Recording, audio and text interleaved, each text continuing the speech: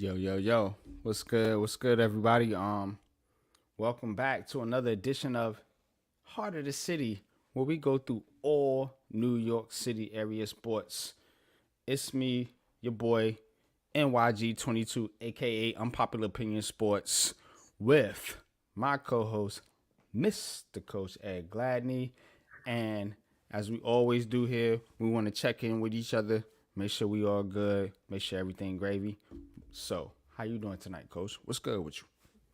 Yeah, I'm good, man. Just, taking it easy, going through a lot of things, doing my Rutgers thing, checking on the Liberty, Syracuse, ready to talk, some NFL a little bit, some real stuff, not some BS that goes around nowadays, and, just focus on the game and Big things time of that facts. nature. Yeah, so, what about you? How you doing, bro? Yeah, nah, I'm good, man. I'm good, man. I'm maintaining, man. Just happy to be here on Heart of the City tonight, man. You already know what it is, man. But we got a lot to get into, Nets loss. Mm, womp womp womp. Knicks won. Hey, are the Surprising. Knicks backs? Are the Knicks Yeah, back? right. No. Mm, Giants loss. Mm, Jets Mm-hmm. loss. Mm, Mm-hmm. and the hockey is still pushing forward. Shout out to the Rangers. And we are on officially Yayamoto watch Mm-hmm. Mm-hmm. with the Mm-hmm. Yankees and the Mets. If you if, And the if you Mets, think yep. and you think the Mets have a chance, which they do, so we're on Yayamoto watch as far as the baseball is concerned, man. But we got a lot to get into, man. Shout out to the chat. Shout out to my co-host, man. So guys, come on in, pull up a chair, man. Let's rap, man. Let's get into the heart of the city. You already know what it is, man. So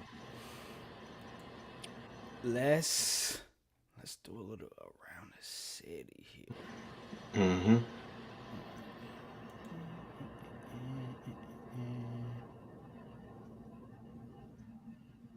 I like playing music. Yeah.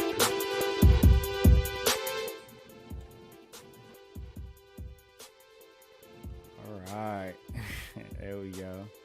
Got them beats playing. Mm-hmm. All right, let's get into it, man. New York Knicks, man. How you feeling about these New York Knicks, man? The New York Knicks, of course, beat the Lakers last night. Um, Shout out to the Knicks, man. I'll be honest, I was surprised, but guys, you know, um, Brunson, Randall quickly did their thing, all getting over 20 points, and um, they definitely stepped up, did their thing. The reserves definitely kicked in. Um, Speedy recovery to Jericho Sims because I know he went down with an injury. Hartenstein played 39 minutes, got 17 rebounds. So, shout out to him. Even Taj Gibson, Taj is going to be getting some, burn now. They just signed him, so you know, um, I'm still in that wait mode because they still frustrate me. Um, what are they going to do in terms of the wing? What's going on in terms of the trade rumors? I mean, so much going on. Are they going after Donovan Mitchell? The Jazz just said that they want a boatload for marketing. Because I did a mock a little while ago, and I got marketing one of their reserves forward for Julius Randle.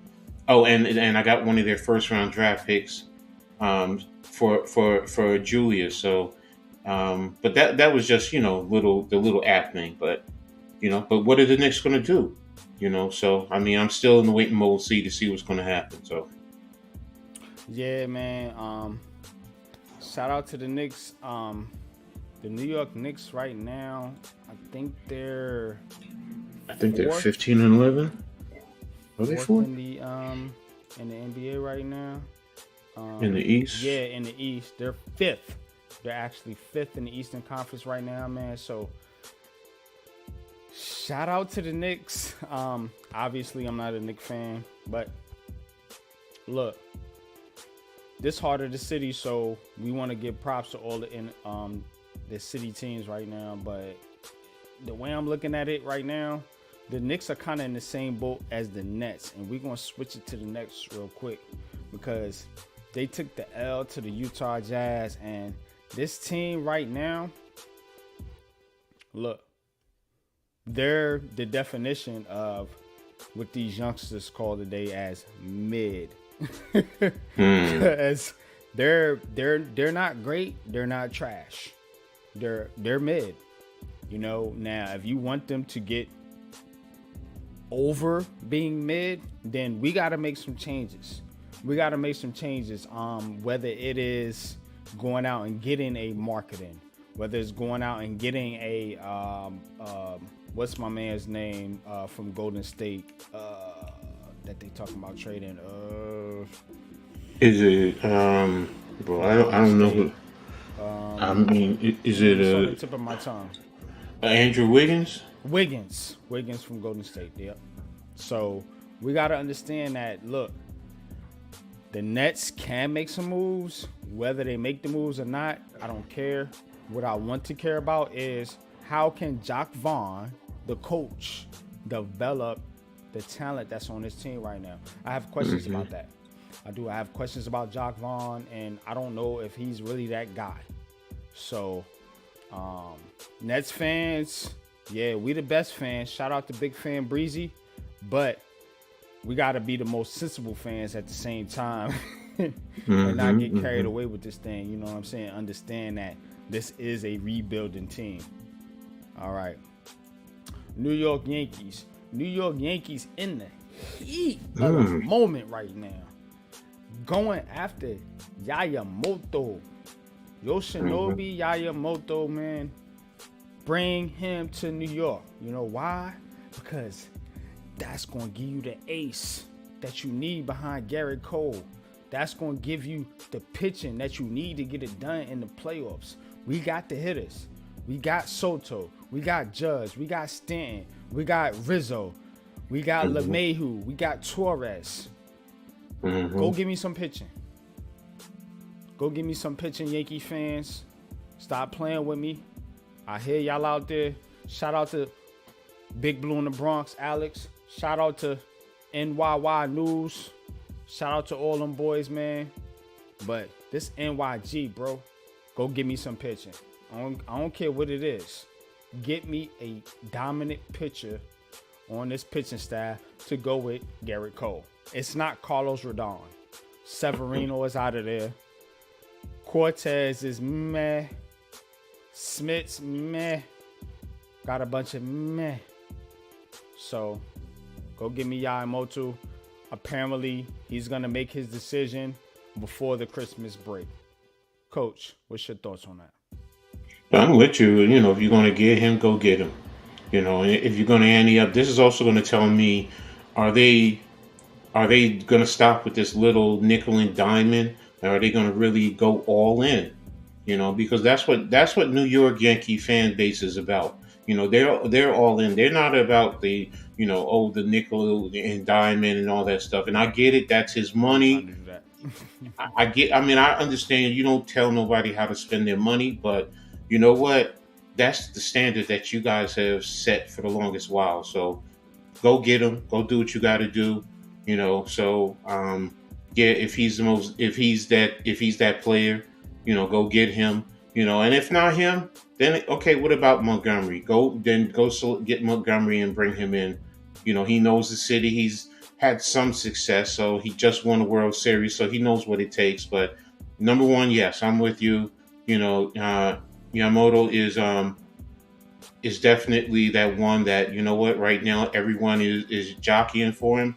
So, and yeah, I know it's going to cost upwards of 300 mil, but do what you got to do.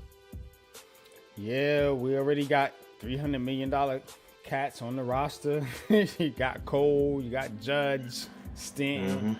So, hell, one more. What it is. You know, exactly. And you're going to have to pay Soto. Mm-hmm. So, And this also does the other thing that when um, what you call it, when he starts his downward spike, you can just transition that to the young kid because he's 25 years old. So when Cole starts to go down, because how much more are you going to expect him to play at that top level? What, 3 years maybe, 4? And So in baseball standards, how old is Garrett Cole? I think he's like in his 34, 35, if I'm not mistaken, or 33. I give him 5 more years. Okay. By baseball standards, he should at least play till he's hitting the 40-ish mark. Yeah, Okay. because baseball is different. It's a different sport. I know. Yeah. So. Yeah, I know it's not as physically as demanding as the other sports per se in terms of the level of physicality, but I get you. So, there's still, we've seen pitchers who, they hit that mid 30 and they start to go downhill. So, but the bottom line is you still want to have that young stud behind Cole that when it's time, he could just transition and, because you're still going to have Cole. I think we have him for another 8 years, 9 years. Yeah, these contracts baseball players get is ridiculous. They get like a gazillion 10, years, 13 years. Exactly. So, this way it's just like, what? You can have a pitcher like that and he'll be acclimated, he'll be ready.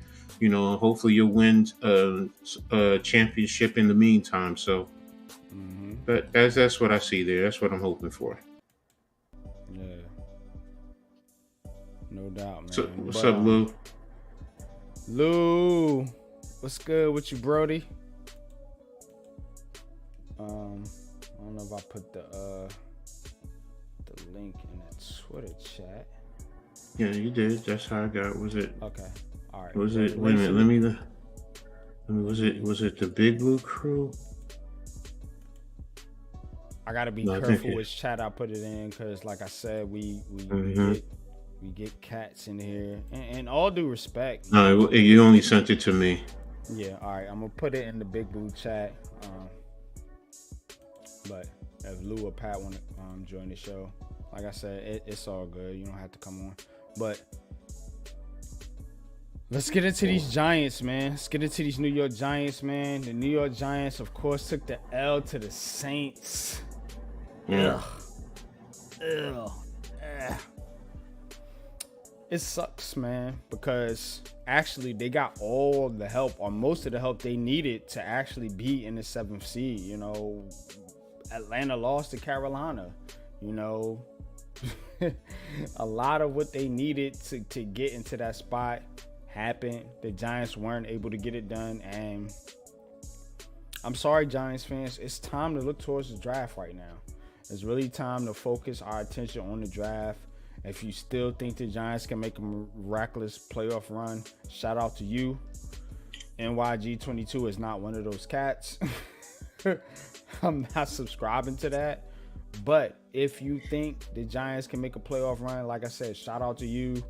Shout out to your faith and your belief in this team. But I don't have it right now, and I think we're more or less likely headed for a top 10 draft pick. And with that Saints game, we seen a lot of interesting things. I think Tommy DeVito wasn't who a lot of people wanted him to be. A lot of people wanted him to turn into the next Jeff Hostetler or the next Kerry Collins or somebody like that. You know what I mean? The next Nick Foles, somebody like that. But he is who he is. Still a good quarterback, I believe, but he needs to develop. And we've seen what this Giants offense looks like, man, and it needs work. People think quarterback's going to fix it all. Coach, talk to me. What's wrong with this Giants team? Shout out to Bobby Skinner. I saw his breakdown of just the run game today. from from Sunday's game. And Tudo, what's what's good up, with you, Tudo? brother? What up, bro? Um, I see why, in a sense, they didn't run as much. I'm upset that they gave up on the run game, but I do understand why. And the bottom line is, and anyone knows me, I've never been one to advocate for the firing of a coach. I just that's never been my thing. But these boys are not being coached up. Bobby Skinner even showed it to you. I mean, the way they're working double teams, they're not there.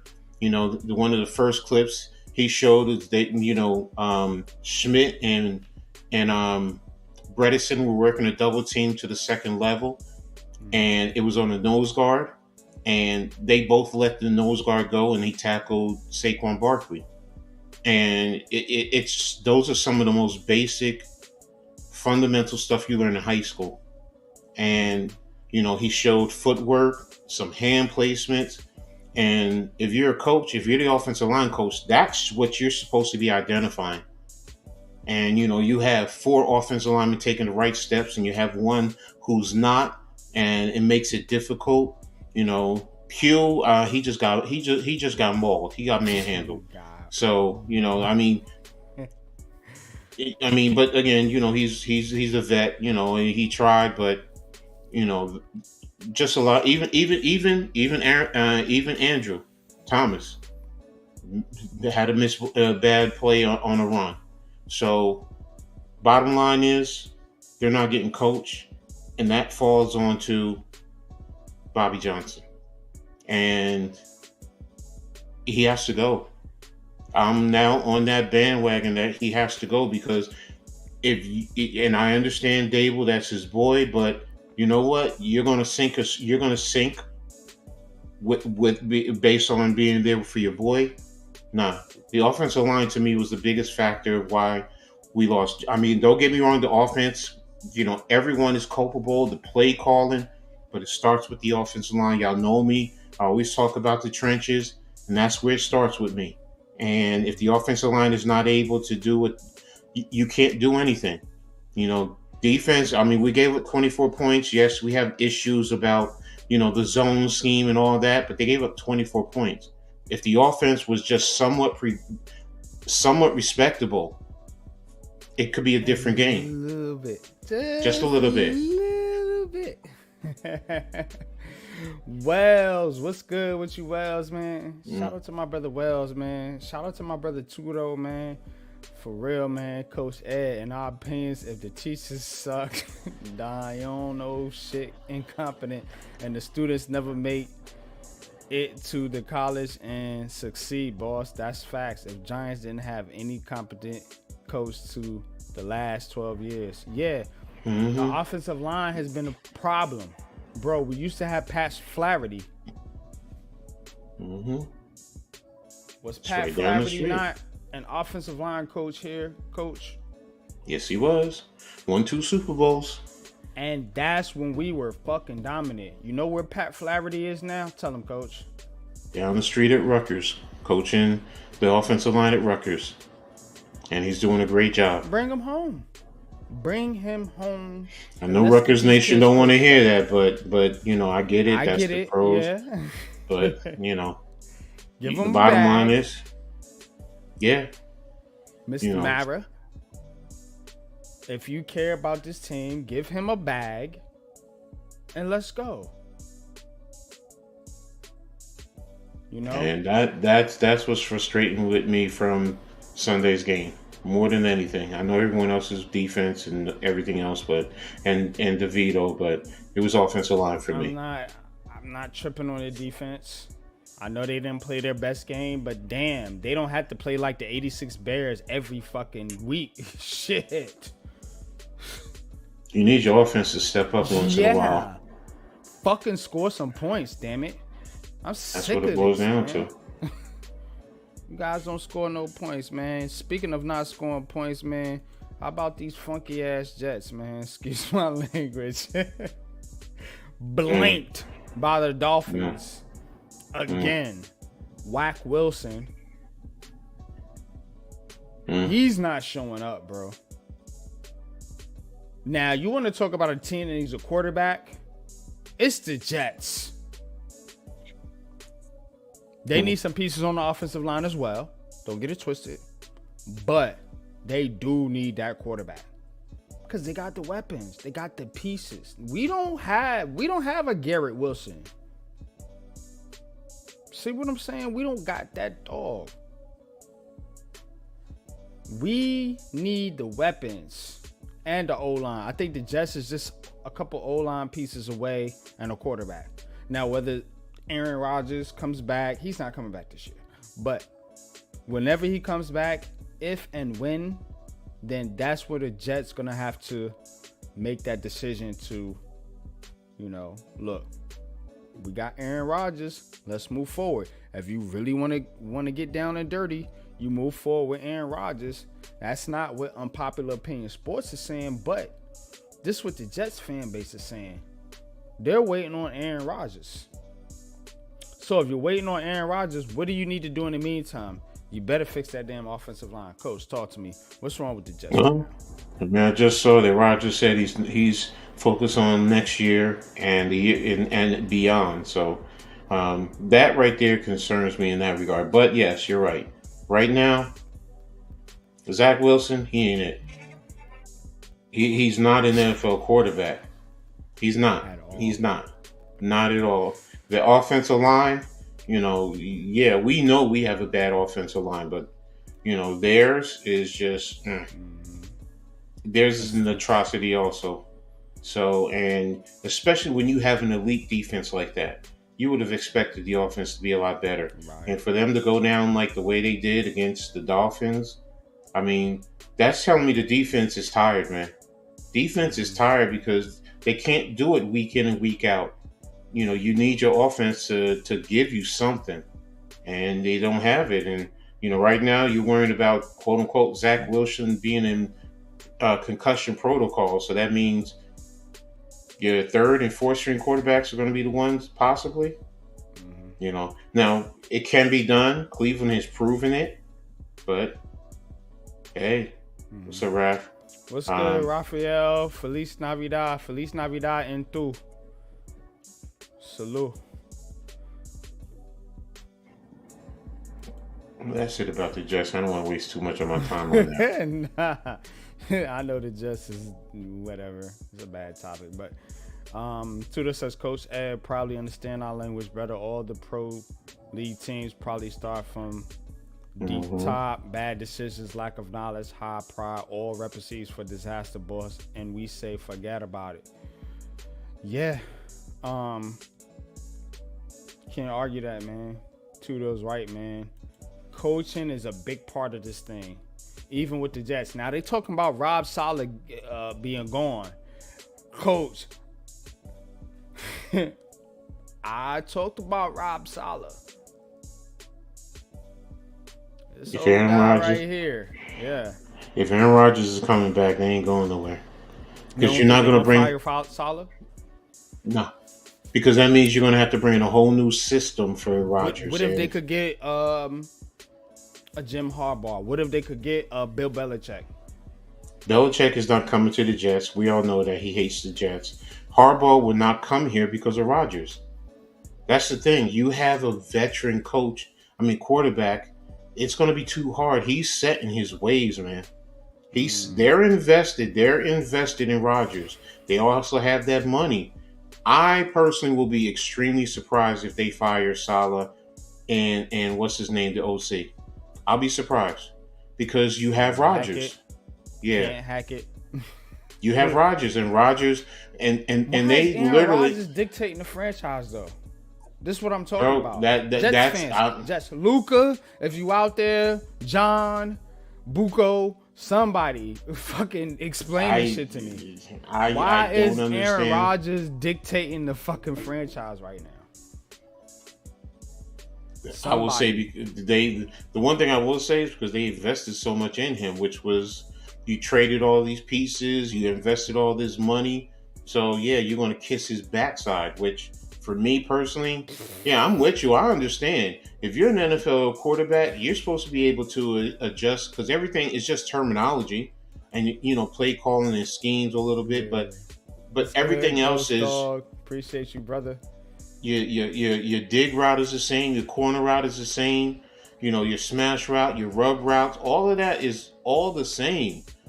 So is it's just yeah, they put too much and they want to have that supreme quarterback and if he says no, I don't want to Chasing the see the quarterback. coaches. Chasing the quarterback. hmm Elite. Yeah.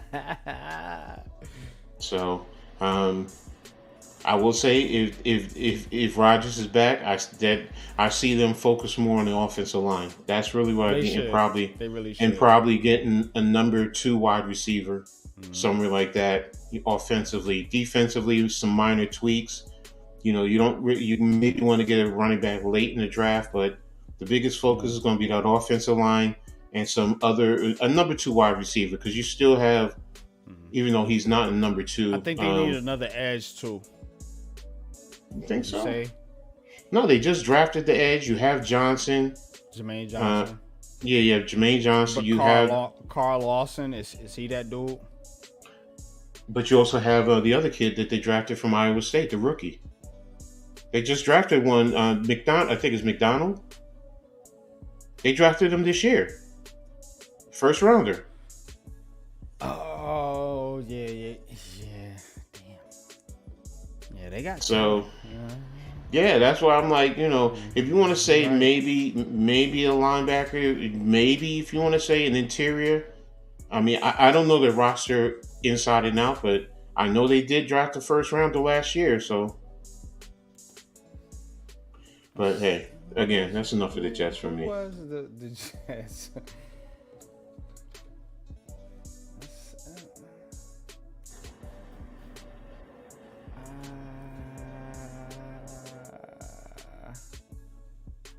Take a look at their roster and see. Oh, Will McDonald. Yeah, you're right. Mm-hmm. Number 15. Then they drafted Jermaine Johnson the year before. Mm-hmm. Okay, well. Now, if you want to say a third rounder or a fourth rounder get an edge, okay. I mean, I get it. Mm-hmm. You can never have enough pass rushers. I get that part, but my biggest focus with the Jets would be on the offensive side of the ball more than anything. Okay. All right. So just have a chance. Running to Coach Dave, please give him my message. We got a couple of pair of shoes to shine if he is. Tudo, always on goon status. Salute to you, my brother. Man, much love to you too, though, man. For real, man. One day we gonna meet, you know what I'm saying? One day we gonna meet, man. And yeah.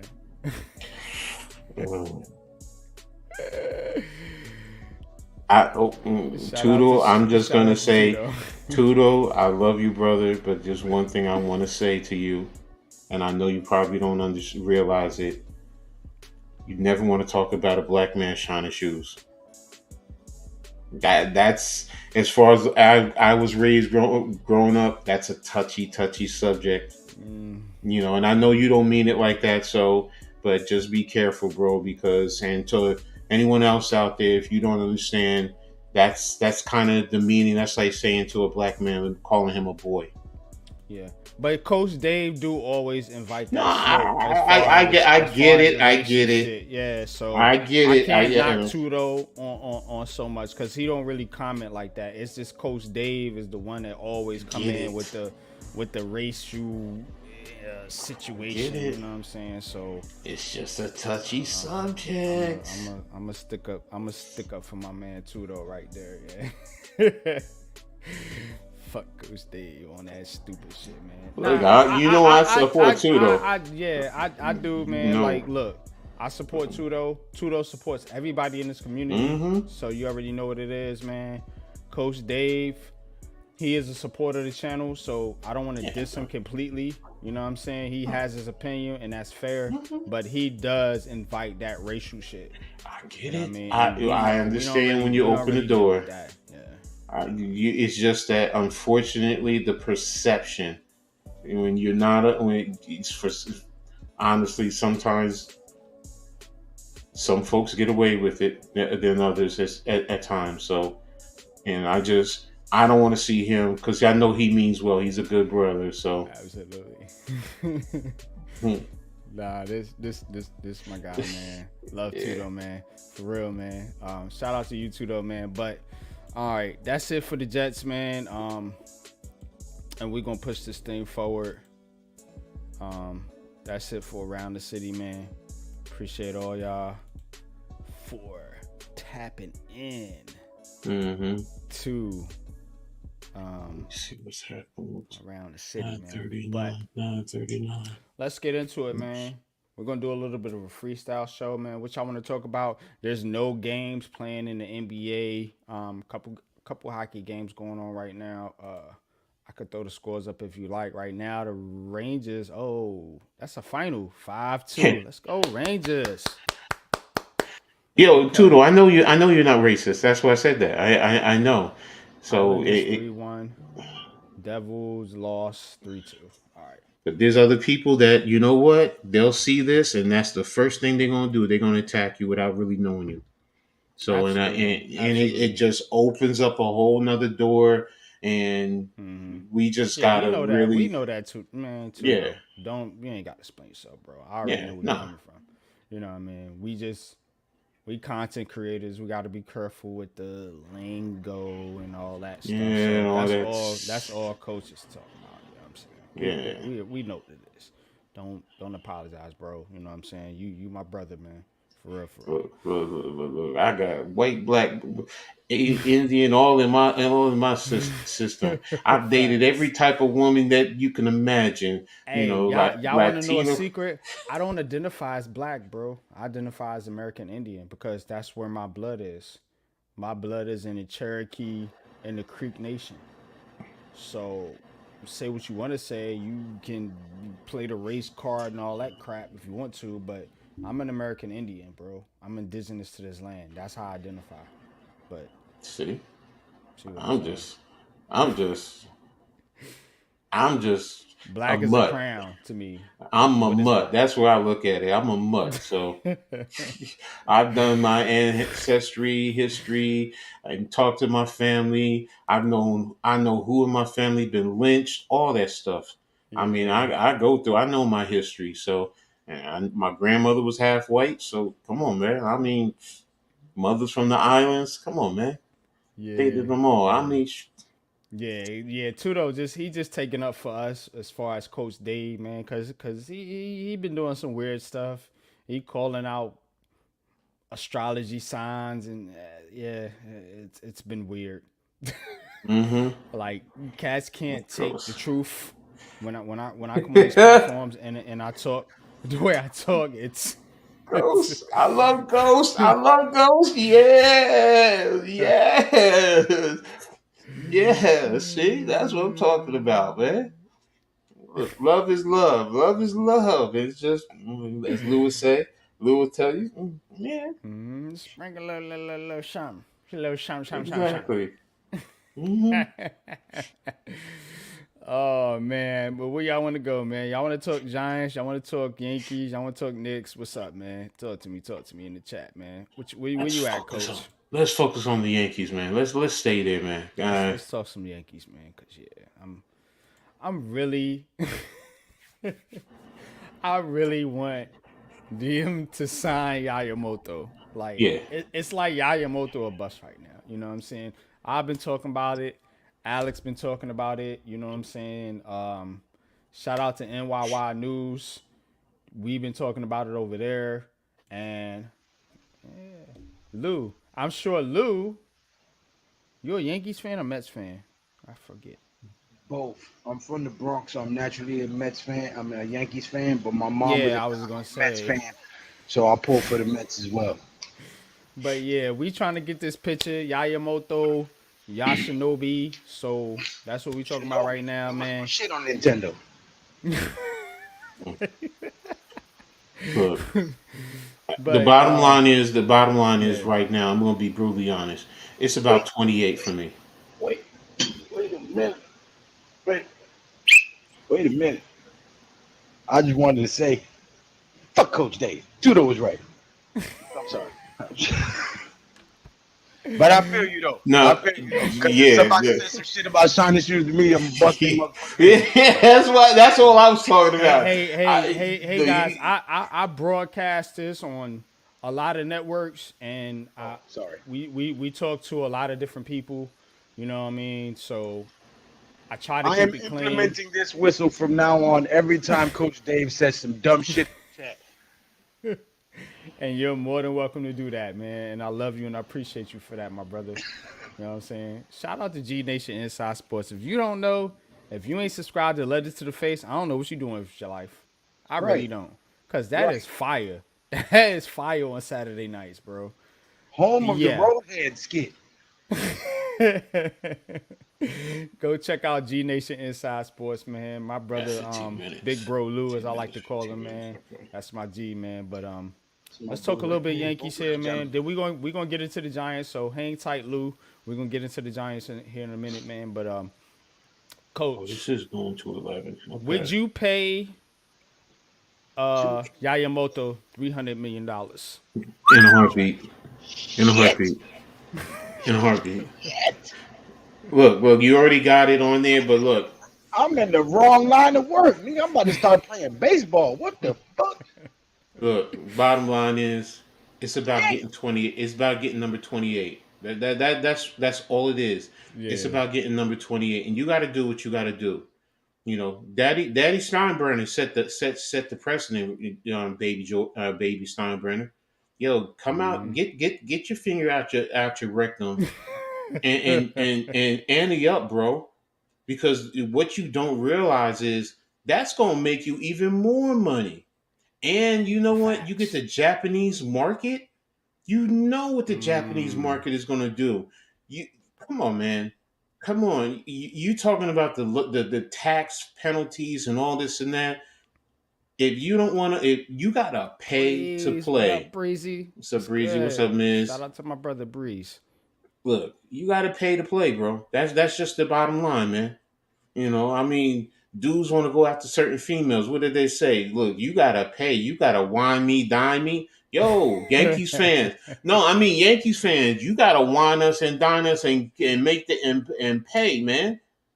Come Mm-hmm. on, come on, yo, go get them. Do what you gotta Miz, do. what's up, Miz? What's up, man? Hey, you can join in if you want to, Miz, man. I definitely like getting your opinion on these New York topics, man. So I put the link in the Twitter chat. So if you want to join in, you can.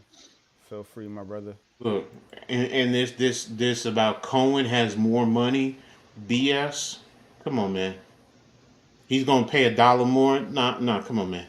Nah, He's not. The Yankees been paying top shelf for their players for years. They can't act No, no Facts. more. no. What they're saying is, what the owner of the Mets has They that think kind the of Mets elite gonna money. outbid them. Like, come on Yeah, now. she will kill me, bro. We watching national. Oh, national. I know about that one. When my Uh ex, oh. when she was alive, yes, I know. No, bro. Finish that You movie. family time. Finish Yeah, Yeah. that movie. yeah. You That end up movie's like like me, that. nigga, divorced. Finish the movie. And it's a good movie. It's a good movie. Don't get me wrong. Yeah. It's good. So, Yeah. but no. Do you good right here, bro. I'm with you. Yeah. You on luck. So, Yeah. but Do what you need to do with your lady, man. We'll still be here, man. getting back to the You Yankees, already yo. know what it is. Team Italy Rugby 2023. I'm I'm I'm I'm look. They got to do what they got to do and get him and sign him, and don't let the Mets outbid you. You know, and because in Don't the let the end, Dodgers outbid you. That's that's where what's I gonna was piss going. me off. If It's the about the Dodgers get that dude and he's and not in New that's York, I won't be I will be mad if the Mets get him, but I won't be as mad as if the Dodgers get him because at least he's in New York. If the Dodgers get him, man, Coach Dave in the chat. Go stop it. He He's, said. He said he's wishing everybody a good night. yeah, man. Yeah, let him eat, man. I ain't gonna hate on him, man. What's What's good up? with you, What's up? Coach? What's up, What's Alex? good We with you, talking Coach about the Dave? Yankees. We Yeah, talking about the Yankees right yeah. We're now. gonna get So into the getting Giants here in just a Hop second, in, man. So y'all, Alex. y'all, Hop in y'all. and give us your take about the Yankees, if you don't mind. Yeah, Alex, if you would, if you got time and you can hit the and you can hit the link, man, let us know what's going on with Yayamoto, man, because I am a little antsy right now. Like I look, want to know if we were to put a percentage on it because everybody's numbers nowadays. Is it like a 60% that he's going to sign? I mean, is it less than that? Not working the Hey, Tudo, Yankees. I haven't even taken it out or filled it up yet because I want to fill it up and I want to get like one of them little plexiglass cases to put it in because I'm leaving that to my children. You know what I'm saying? And anything like that, I'm is going to my kids. I have a 1993 Michael Jordan Mitchell and Ness playoff jersey still in the box with the certificate of authenticity and all that. Like that's all going to my kids. You know what I'm saying? So that autograph ball, I got to get a case so I can fill it up. I'm gonna put some actual latex gloves on, fill it up, put it in that case, and leave it there. Like my Lawrence Taylor card. I'm sorry. Where was I at? Where was I at? My oh, Lawrence Taylor card has not that's seen oil from fire. human flesh. That's fire. My Oh, Lawrence Taylor card has never been touched with human hands. That's going to my boys. You know what I'm saying? okay. They're gonna be true Giants fans. Like you giving them all the Coach memorabilia and Dave. everything. Yeah. Coach Dave, I've been going back and forth about Cashman myself. I have my issues with him. So the Yankees took With the Cashman going. I Yankees. actually have to agree with Coach Dave Yeah, here, so it's because it's I'm not a big Cashman big. fan. I'm not a To big be honest Cashman with you, fan. yo, real talk. You know what I'm saying? Like we not biased over here, bro. You know what I'm saying? I agree with you. I'm not a big Cashman fan. You know what I'm saying? I think Mm-mm. that he's made some mistakes, and I think the Yankees are just holding on to him. It's like he got something with the Steinbrenners. It's like he got that. You know what I mean? Hmm. Yeah, Yeah. anything like that, sports memorabilia, autograph pictures, anything like that, that I collect is going to my sons. Like I don't know if you guys know what is his name? See, now you're going to really Gary make me go there. Gary Gary V. Gary Vanderchuk. Oh, okay. His dad owned a wine store. He's an immigrant. His dad owned a wine store. He stepped his dad's game up by advertising on Tudo, I'm sorry. I'm sorry. Yo, fuck you, Tudo. That's a good one. That's a good one. All right, bro. All right, you got that. You got that, bro. I don't usually I care. close. Yeah, I close up. Listen, Yeah. nah, There go my boy. What up, Alex? What's What good up? with you, How are What's brother? you? your, there's what's a up? dude named Gary V who's a motivational speaker, right? And his dad owned a wine, like a liquor store, a wine and shit. And he boosted his dad's sales by getting on the internet and doing stuff like that. And then he really got rich, like trading baseball cards and stuff like that. But he's real rich. He's from New York. I believe he's Russian, if I'm not mistaken. Um, I'm not sure though. Gary V. But if you get a chance to hear him or find him on social media, look him up. Dude be saying some real fire. You know what I'm saying? But and the bottoms is like Oh, clear them gum K bottoms and Swisses have his used to be signature. popping, bro. Huh? Them K Swisses used to be popping back in the day. You already know, yeah. I got an autographed Gary Okay, VK coach. Swiss. So all that shit like I that is got. going to my sons. I You know got what I'm saying? more. I'm never gonna sell I it or got make money. more. Yeah. That's And going then to in my my boys. storage locker, I think I got what 1,500 different cards between football, basketball, and baseball. So a lot of stuff, it's all in my sleeves or in little cases like that. Yeah. So I'm with you, Lou. My kids already know that when I go, you just take it to a what you call it. They're gonna be like, "Well, you'll get it for whatever." So I'm with you. So, but yeah, what's So up, Alex? shout out to my man Big Blue in the Bronx, man. My man Alex, man. Salute. My bro, Going to man. Mobile, Alabama for the Senior Bowl. Big Yes, What's I up man. am. with you? What's Yes, up I with am. you? Talk to me, man. What's going on with these Yankees, man? Give us a scoop, man. I know So you tapped in. I see that. I see. Obviously, Coach Dave and Miz are having a little thing in the chat. No, I think Dave is right. Listen, I mean, there's two ways you could put it. It's kind of a middle ground.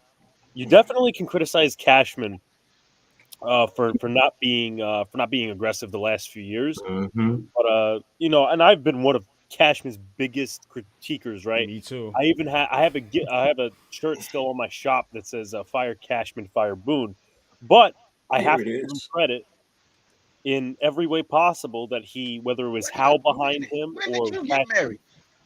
what was that? You ain't even old enough to be married. This is from my godfather. Oh, That's okay. not a All right. wedding ring. I was gonna Ooh. say Like, what that. the Yeah, hell kind of shit y'all got going on over there? My bad. yeah. I'm sorry. Not, I wouldn't get married at 20, but Please don't. anyway, I wouldn't advise it. yeah. Anyway, whether it was Hal behind him or it was the Cashman, you have to give him credit for this Juan Soto move. I mean, it's been his best move in years. Yeah, The fact that he I gave do up like certain that move. prospects for, that he was at first not willing to trade and then he trades them. I mean, that and the Yankees have a legitimate outfield now with Verdugo in left Mm-hmm. and center's Judge and right field is Soto, or however you figure it out. And it's two lefties. I mean, the Yankees are a mostly right-handed lineup. And that short porch in right field is going to do them so many wonders. Like Verdugo's, I think he's going to have a really big year. I think Soto's going to have a big year. But I know you guys were asking about Yamamoto. But also sorts of rumors going around. Today, one of the biggest MLB reporters said that Yamamoto may not sign till after Christmas, which I find really interesting because the rumors were out yesterday that he's supposed to sign maybe Wednesday, Thursday, Friday. That's not the case anymore. I guess I don't know why. I have one teeny source that I can't reveal, but they say from what they've heard that the Mets right now are wanting to give him the range of like 350 million dollars like in the total contract, while other teams are at 250, 300. So Shit, um, that's man, the that's what Mets. could be, yeah. So right Jeffy now, would be proud right now. yeah, it's really Shout out to my between, brother Jeffy T, man. R.I.P. yeah. bro. Like he would be proud. The He Mets would. is He in would, there. man. But it's down to the Yankees and the Mets definitely, and Yeah. how things Okay. unfold. So the Dodgers are out, in your Um, opinion. Essentially, yes, because I don't see Okay. how they could manage. They just signed Tyler Glasnow, who they traded from Tampa Bay Yeah. to the Yeah. Mm-hmm. extension. San Francisco, I don't think they're actually serious about him. And Boston, I don't think they're as much as serious about him as the Yankees and the Mets are. I think it's going to be a battle of Steve Cohen and Hal Steinbrenner and So it's all New those different York, New guys. York. Oh, it's about to get spicy. Let me ask you this because someone I know had in my apartment, he had said it to him. He said, "Well, if the Yankees were to get Yamamoto, would it also make sense for them to also go after Montgomery to really load up on the pitching staff?" And I was just like, I don't know if they would really do it, especially if you got Soto, and then you got to think about trying to pay him, or if you really are going to try and go after him and pay him with all the money now at that point in time, because you may be pushing a damn near $1 billion payroll. Yeah. Yeah. No, I totally get what you're saying. And we were having this discussion last night on our show. And the sense that everybody's getting is that the Yankees will still be in the starting pitching market, even if Yamamoto signs with the Yankees. But I don't expect it to Mm, go to Montgomery. I don't. They're, Yamamoto, they're as I probably said, gonna he's go for a lower end a pitcher. lower end pitcher. Yeah. hmm Yeah, I mean, That's what I was um, thinking. yeah, probably low end pitcher. I would say that if they don't get Yamamoto, they'll probably pivot to Montgomery, maybe. Hmm But the one thing I see is, Texas is probably not going to re-sign him. That's number one. Number two, Montgomery really had some issues with the Yankees on his way out after being traded, because one of the biggest things that he critiqued the Yankees on when he left and he went to St. Louis in 2022 was that they wouldn't let him use the fastball as his primary pitch, which I found a little strange. It's this Yankees analytic philosophy with the pitching coach. which again I don't really understand. Um, but it's just like it could happen. It could definitely happen, and Ain't the there's definitely fastball the most effective pitch in baseball? yes, but there's also like the sinker that's coming alive now, and all these Mhm. other different things. And Montgomery's not necessarily a flash pitcher. He's not a 1-2 guy, but at the same time, as for the Yankees, there are rumors legitimate that they would take him back. So if Yamamoto signs, I don't expect Montgomery. I expect someone lower level. That's what I But was thinking. if he doesn't sign, he goes to the Mets. I would expect the Yankees to be in the Montgomery market. But also, I would like expect to see how they evaluate kind of the rotation because you would have three lefties at that point. You really don't see that in today's MLB. Hmm. I don't agree with Coach Dave on many things, but I have to Mm-hmm. agree with him on this. The Mm-hmm. Yankees have overused analytics. They have. Yeah, he's spot on. They have He's absolutely right. overused analytics, man, and that's my point. You saying that just what you said, you know what I'm saying? That the way they're looking at this thing, you know what I'm saying? It's too analytical. It really Coach is, Exactly. Dave must man. have finally left the tarot cards alone. He's actually making sense now. Nah, I'm gonna be fair. I'm gonna be fair. I'm not. We not gonna No, do I said that he tonight. must have left the tarot cards alone because he's actually making sense now. I think But most Yankee fans though are of that mindset. We really are. Yeah, there's a demographic that likes analytics. Don't get me wrong. absolutely, There's a Yes. place to use analytics. Anything in any industry, you still need to use analytics to forecast and so on and so forth. But you still need to sometimes just, how is the game being played? And right. sometimes you Have need a to feel adjust for and the just game. That and yeah. and that's what's lost to me with the Yankees. They don't have that feel sometimes. It's, well, what do the numbers say? How does he match up with this player? And how, well, damn it, sometimes you know what, a guy could be having a bad day. So you know what, now you have to adjust off of that. It's that's the thing that kills me. And it's Cashman and then trying to spin it. Well, we're not heavily analytics. Damn it, yes you are. No, all of a sudden now you want to come across saying, now Yeah, you you want to sit is. there You already now you know. want to sit there and basically think we're stupid and you want to lie to us. That's really what you want to do. So it's like, you know what, man, I'm with Dave. I'm like, yo, Cashman is just, and I don't know if he's down on his knees or something, and that's why Steinbrenner is just giving him carte blanche, because it's just like, is it about the analytics and what you're doing, or is it really about a championship? We sit here and say we really are baseball.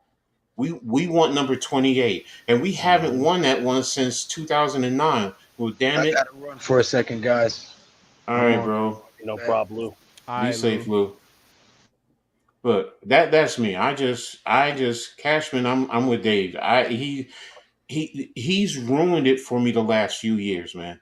Because I remember when I first went to my first baseball game, and it was at Yankee Stadium in the '90s, and that playoff run when they went to win the World Series in '96. I was at every playoff game except the World Series, and the electricity in the city, in the stadium, there's nothing like it. And that's what this city wants. And it's like, you know what? Damn it. Do what you got to do to get number 28. Because what's most likely going to happen? You're going to get quite a few. You're not going to just get one. You're going to get a few as long as you get your finger out your butt. That's what it boils down to. It's all seriously. If you look at the Yankees in history, other than 2009, if you go back and look, we always go on that run. We always go on that run. So, but go ahead, Alex. I know you got something to say. Go ahead, man. Yeah, I mean, I will say this, right, and it's kind of goes to Ed's point. It kind of goes to Coach Dave's point. This trade does not change the personality of Brian Cashman. It really doesn't. Mhm. He Yeah, is a guy who's kind of called out the fans sometimes. He's kind of called out the he media. He's has. very he's Yeah, very arrogant, right? yeah. And I don't Mhm. know if the He had me Yankees ready to actually, knock on some doors over there. The way yeah, he was talking, yo, I'm like, bruh, and I don't, you talking reckless as hell right now. and it's just like I don't know if the Yankees actually make this move if they missed the playoffs last year. That's my thing, right? I mean, obviously they sold Harrison Mm. at the deadline. there was a race at the end, but I just like I don't know if they make these moves and have the urgency because I think last year, I've had it with Cashman for like a few years now, probably since 2020, 2021. Same with Aaron Boone, right? Yeah, me too. And I've I'm always with you. felt this way about Aaron Boone, and you can kind of like have it with different coaches as well. Like your manager's not that good, so you kind of have to overcompensate with talent. And that's, basically how I feel about Aaron Boone. You have to overcompensate the talent. You can't just get the young guys in. And I wanted Mhm. Soto at the deadline last year. I made a video about him. I'm like, we need to go out there. This is the only move that will save the Yankees and put them in the playoffs. They didn't do it, but they did it later on, obviously. But in 2022, they did not do it.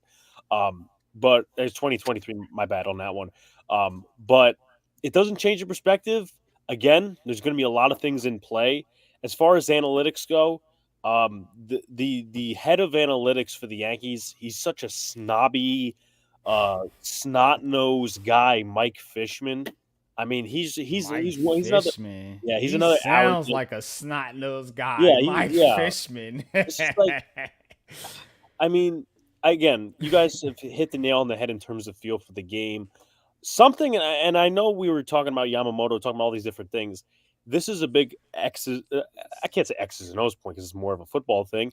But you cannot this year do what you did last year and switch the lineup around. You can't do that. Yeah. You cannot do that. Juan Who you think Soto. should lead off? Because I've been hearing Um, LeMahieu. I've been hearing a couple different players. you What's could your either thoughts? do LeMahieu or Glaber. Like either guy is good in my opinion. You don't need them to be excellent. And if even if like one of the, let's just say LeMahieu's lead off, Glaber could go to like the 4, 5, 6 hole. Juan Soto loves to bat third. I know a lot of people disagree with me and say no, he should bat second. I think he should bat third, right behind Judge, I and think then so you too. Mhm. factor up Yeah, I with absolutely agree. Stanton. Then you have Rizzo. Then you have Glaber, and then your bottom of Definitely. the lineup is a piece of cake. There's not as much pressure on Anthony Volpe. And what I really Yeah. love about this is, the Yankees didn't rely on Jason Dominguez, who's had the season-ending injury Mhm. last year. He's not going to be back Yeah. till That sucked. July, August. They didn't rely on some idiot outfielder who's like not good. Verdugo. I don't know why certain Yankee fans don't like him, but Verdugo's. I never hated him on the Red Sox. He's a consistent player. Again, with that right field And that was seats, the rare trade that they made with the Red Sox, right? it's very So rare. so Mhm. just to clarify for the chat here, the Yeah. Yankees and the Red Sox actually made a trade and they got Verdugo. Yeah, and also as well, it's been known for like the past year and a half that they wanted him. Like there were rumors about trading Clark Schmidt for him or Glaber Torres. Well, guess what? They finally pulled it off, but they didn't really have to trade much major league talent. It was really one guy, and that guy was just an unproven bullpen arm. Let me see. Coach Dave says they removed all the baseball people from the building, and now they just have geeks. NY sports are weird. I mean, I want to actually get, and that we'll never actually get this glimpse, but there's two guys in the building that aren't analytics based that kind of Hal Steinbrenner brought in because he would have done it. He did it in the honor of his father. That's Omar Minaya, former GM of the Mets, but he's a really good scout. And Brian Sabian, who was the general manager of the San Francisco Giants during their run, 2010, 2012, 2014 World Series. He was the GM of those championship winning teams. So those are the guys kind of trying to pose the analytics. But I'm pretty sure, at least at this point, I think Hal is trying to tell Cashman do not rely on the analytics. But I mean, talk is cheap, and when we go into spring training, we'll find out more. And during the season, hopefully the Yankees can execute because there's legitimately no excuses now. There's It legitimately ain't. no It really excuses. ain't, Alex. It's no excuses Mhm. now. We got the big time hitter. You know what I'm saying? Especially if you get Yamamoto. Now you got your second pitcher to Garrett Cole. You know what I'm saying? Garrett Cole, shout out to him. He won the Cy Young Award. So we have the pieces in place right now. You know what I'm saying? We have Judge, who was a former MVP, coming back now. Hopefully he can stay healthy. The big thing with the Yankees is health. We've been so injured, Mhm. Alex, in these past few years. We've been so injured, and it's crazy because we always talk about injuries when it comes to New York sports, but it has been a deal with the Yankees. They've been so injured. Stanton, Judge, Rizzo, LeMahieu, you know, even going back to Severino and the pitching staff. We've been so injured, you know. Obviously, Severino's gone. Shout out to him. He's with the Mets now, but we've been so injured in this on this team, man. You know, so what you're saying is actually true. If we can get a healthy team with Hmm. Soto now in this lineup, and then you get Yamamoto, I think we cooking, man. I No, think we I cooking. think we're World Series contenders. I think honestly, and I'm not again, I'm not a cheerleader for the Yankees, but if they get Yamamoto, they should be favorites in the American League to win the World Series. And I'm not joking when I say Absolutely. that. Hmm. Not joking when I say that. See, I'm, Absolutely. I'm I'm with you on that. You know, when you get a pitcher like that, because it solidifies your top end, but it starts to solidify the back end of your starting rotation. So and if you just need one extra pitcher, depending on where it is, because you know, and what Jay was talking about the guys earlier, in terms of where they're slotted, where they're positioned. I mean, it just does such wonders to that instead of moving guys up to try and fill a role which they're not suited for. So I'm with you with that. So Yeah, Hmm. and again, it also comes down to coaching in depth. Because I know you guys have mentioned injuries a lot, and that happened last year with a lot of different players. Hmm. But it also, just I the Yankees have to stop, and I said this with the lineup. The Yankees have to stop micromanaging things because there was a lot of times last year where they micromanaged things and then it just kind of went awry. So micromanaging, having the proper depth. hmm So it's all down to that, and I think that's going to all iron out because you mentioned about the pitching rotation. You mentioned, well, I'll mention this about the bench, like all these guys that we're bringing in. Estevan Florial, he could be a bench outfielder. All these different guys could be Yeah. moved to the back because you got certified frontline starters. For instance, you don't have to if you bring Yamamoto in, you don't have to worry about Rodon being a two coming off of a horrible hmm Yeah. last year. Yeah. hmm Cause I'm nervous with that. I'm nervous with that. Yeah. I ain't gonna front. Then you put Nestor Cortez as a four. Now he And hmm can he's a rebound. damn good four. Yeah. He's a Not a four. good He's a two, good but a four. damn good four. Yeah. And I then agree. Clark Schmidt at five, or who else you want to put at five? Hmm. Then you're cooking. Nobody's going to give two craps about what the back end looks like. Everyone's going to be staring right in the face. The hmm two the duo punch of Garrett Cole and Yoshinobu Yamamoto. Yamamoto. Yep. Yep. And then you bring Rodon, and it's less pressure on him. Hmm hmm And then you got like you said, Cortez and Smiths on the back end, you know what I'm saying? And now you can start to develop some of your younger pitchers as well in the minor leagues and start to bring them up for spot starts and different things like that, you know, when players get injured. So I'm with it, bro. I'm let me definitely let me with it. let me ask you this, Alex. Um, does it does getting Yamamoto change the dynamics of the AL East? Because we saw Baltimore how they improved last year. Tampa is going to be there. Toronto is going to be there. Boston, I don't know. I'm really not too familiar. I just know they've been on the back end right now. So would Yamamoto push the Yankees and make the gap, create a gap between the other teams, or would it just really take the Yankees from that, maybe what they were, fourth last year, They and were four. just move them to the top, or is it more of they would just move them and create a gap from those other teams? Yeah, so I mean, the expectation right now is that you'll be in the top two. I never, to be completely honest with you guys, never take Toronto seriously because they could never do it in the big game. I'm pretty sure they were Mhm. eliminated by I think Seattle this year or somebody. It was either Seattle or Minnesota, and it's just like both teams were less talented than the Blue Jays, who were actually in an Otani, but they never closed in. The Dodgers obviously did that. So obviously, situation right now, you're going to be in the top two with I think Baltimore, because Mhm. Baltimore, what was it, 2022? They had a solid end of the season. They didn't make the playoffs, but they had a really good young core, and that's really starting to come alive now. And if their owner starts spending a little bit more and gets more hitting, their pitching is fine. One of the best, overall staffs in baseball, Mm. including the bullpen too. But if they get more hitting in there, there'll be a little bit more. But nothing should compare, honestly, even if you're talking about Baltimore, to the talent the Yankees have. I think the Rays will still be in the top three. I think they'll be third. Mhm. Uh, but if you do get Yamamoto, all expectations that you should be first, and maybe even you should be getting the first seed. What Because about our bullpen though? Because I heard you mention that. that's Now, are you okay with the closer right now? that is honestly, and you won't have every single position like obviously certified and whatnot. Obviously, yeah. Um, But but the bullpen scares how does that me. make you feel? The bullpen Um, scares me just a little bit yeah, because me too. if we're looking at the roster and all these different things, right? Um, there's only maybe 2, 3 guys that are super reliable. Clay Holmes is not 100% Holmes, reliable, but he's more reliable than some of these other but cats that's in our the bullpen. closer though, right? That's our closer. Yeah.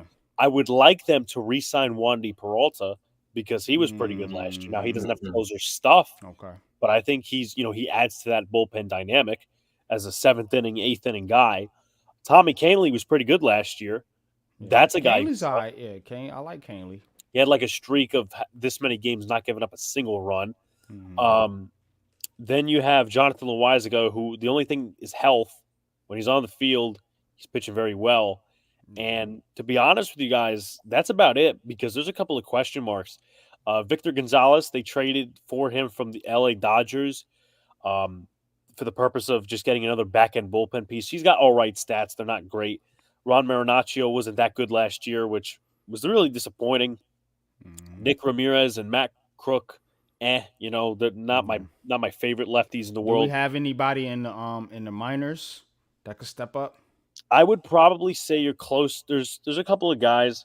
Luis Heel, who was a starter before he got injured and needed Tommy John surgery. I'm Mm, expecting some things in spring training this year, maybe to have him as a bullpen piece and to kind of serve that Michael King role of just yeah. going long innings, like Yeah. the sixth inning, the seventh inning, kind of the bridge Mhm. guy. Mm, Because the Yankees love to use the bullpen. That's what modern teams do and all yeah. that sort of stuff. So that's not one you're going to be super reliable on, but you want to see what's going on in spring training. Mm, Scott Efros coming off TJ, so I don't have too many expectations for him. There's one guy I do have expectations for, and that's Clayton Beater. The Yankees traded mm, Joey Gallo in 2022 for Clayton Beater, and he came from the Dodgers. And he had a really good season last year. He struggled a little bit in AAA, but I think he's going to get a lot of looks in spring training, particularly starting and relieving, and a lot of the Yankees minor league starters turn into bullpen guys. I don't know why that's a yeah. trend, but again, he could be, in another role. It's like, hey, I could be the long guy, kind of like Michael King, kind of like Luis Heel would be. So Clayton Beater is who I'm watching come February.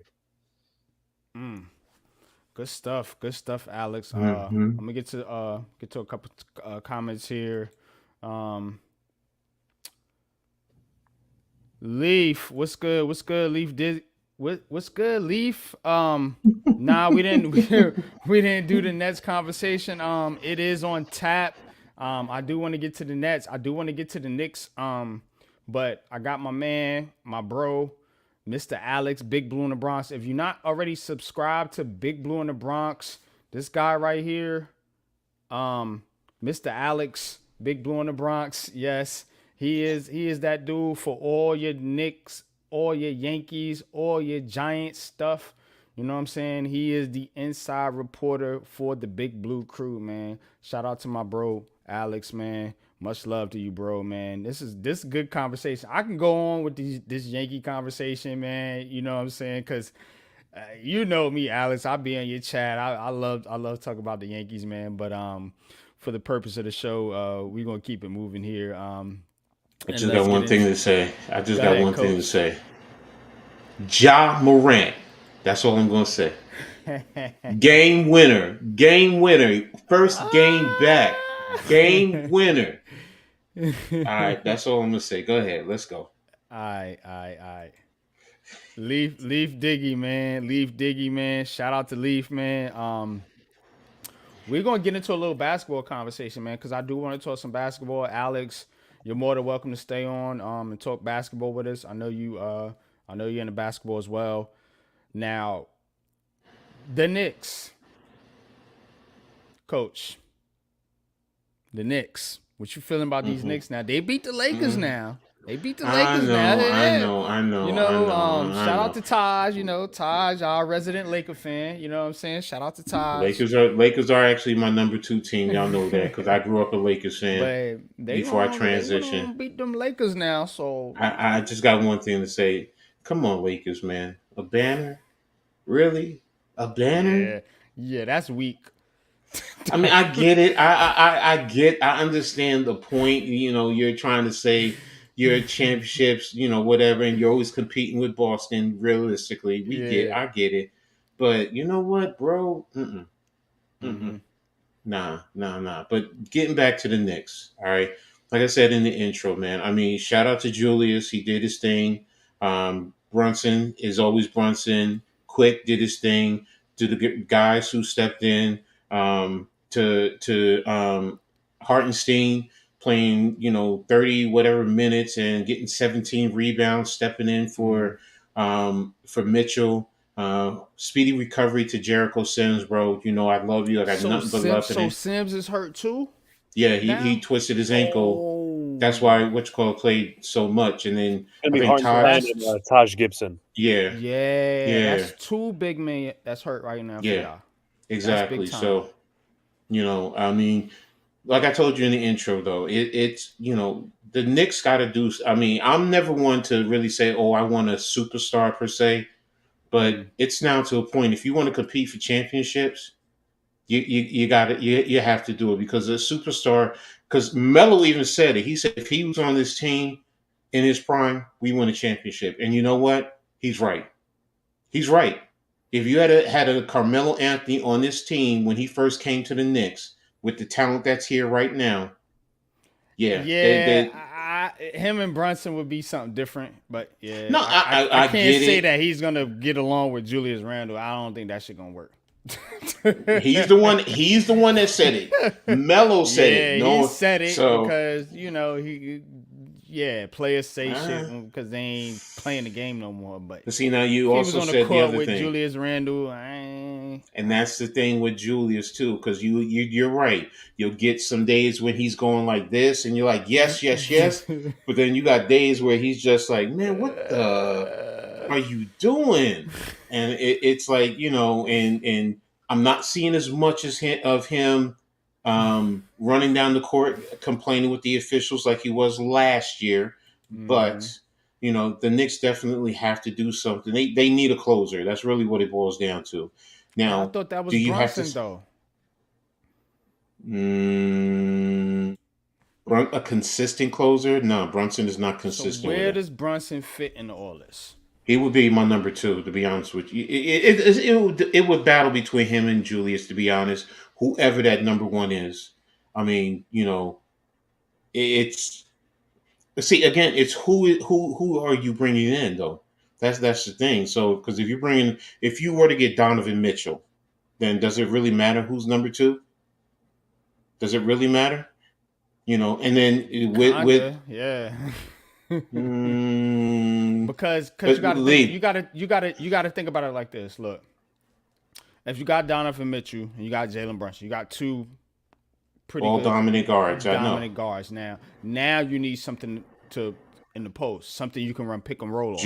You see what Julius I'm saying? Randle. So if Julius Randle is that guy, he might be the number two.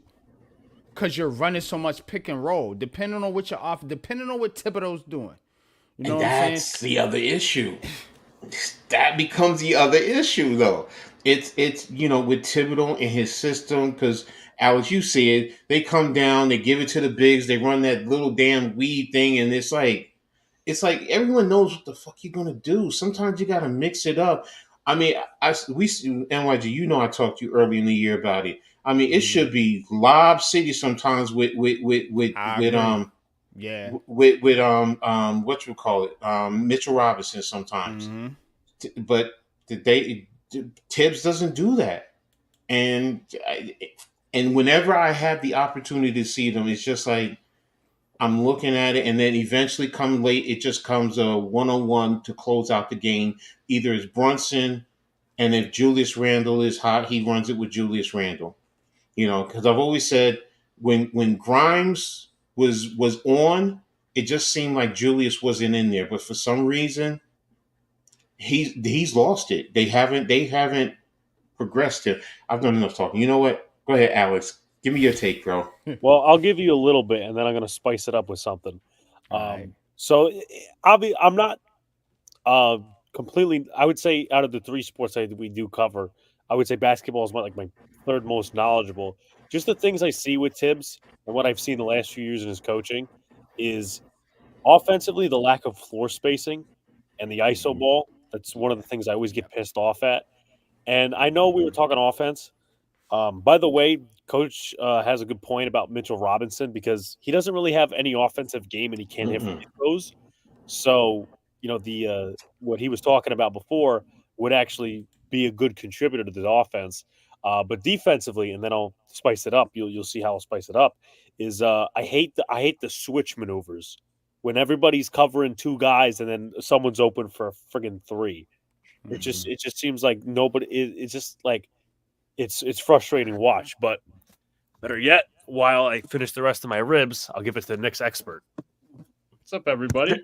What's What's up, good? Hook? What's up, bro? How you doing, man? Doing Let's good, go, doing good. man. Shout out to Luca, man. Shout out to you, man. Appreciate you joining the show, bro. In your Yes, I was. role, man. You looking Yes, like a yes. grown man over there. I hear you guys talking Knicks, but obviously the Knicks came away with a good victory last night against the Lakers. I have to rewatch the game, but Absolutely. Shout out to the I Knicks. yeah, shout out to the Knicks, but defense I think remains my biggest concern. We know what the offense is. It's bland. It's stupid. It's Mm-hmm. essentially like how they start their sets. I see it every time. It's Mm-hmm. Julius Randle or Jalen Brunson bring up the ball. RJ comes from the corner.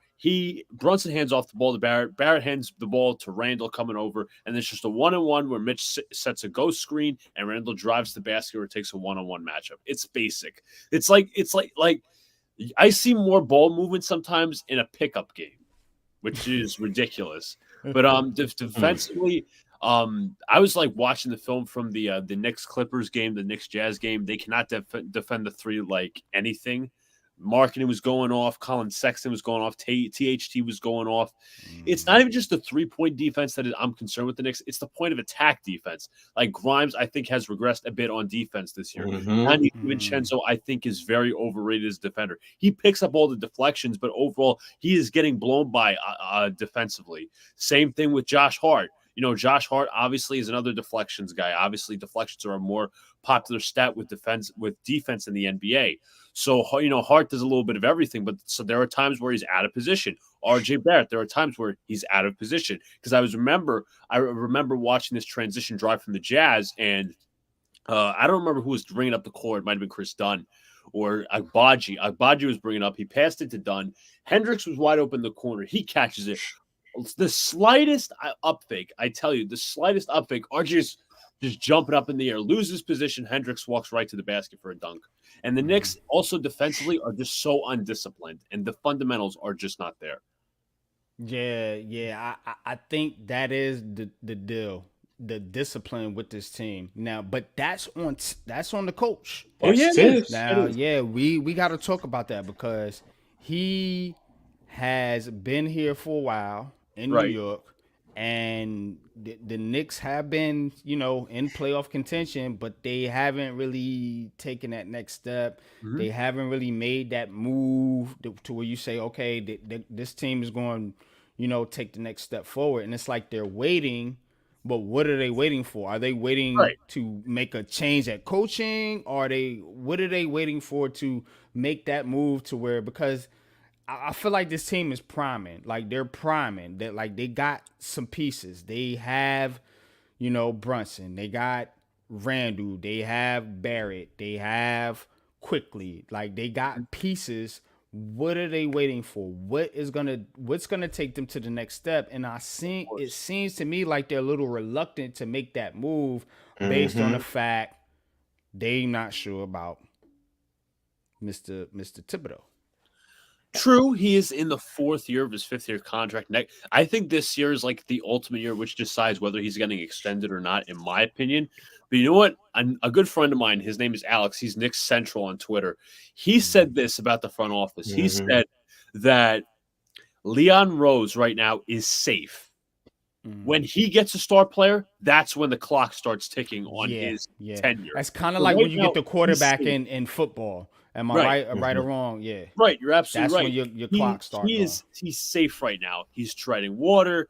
Fan base is happy. Constant playoff contender. We won the first round last year. All of that.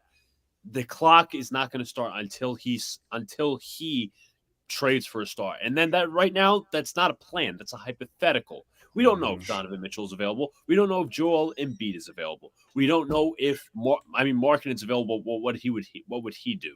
But So it's not a if plan. that's the case, then why not just if why not do what you got to do and get rid of Tibbs then? To be I would. brutally honest, I mean it makes no sense. I mean we know that they're in conflict. I mean they're not in lockstep in a lot of their moves. I mean you just like with the Giants. One of the things that we do love, no matter what, is your general manager and your head coach are On in the same lockstep. page, yeah. They're on the Yeah. same page. Yep. They're not. They're really not. To me, it just seems like they're not. Some moves that when which they ended up trading what you call it to Portland.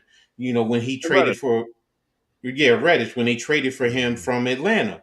And you could tell Tibbs didn't want him. He really didn't want It's him. like So the it's like, Toppin. I don't know why y'all traded Obi yeah, Toppin. what? That dude, like, And Tibbs I don't know, didn't bro. develop him, and that's the problem. You get these young guys talented. Now I'm not saying they're elite, Of but course. they would have been more than serviceable because right now, don't let something happen to Julius Randle. For everything that I complain about him, he's Right. your four. You lose him, your season is done. Your season is because honestly, Taj Gibson, that's who you're going to go to. Because who do you have? You're going to put Josh Hart in the starting lineup? No, I don't Nah, think That you son. are. I'm so glad you brought that up, Coach. And that's one of the things that I was debating with Nick's Twitter in the offseason, right?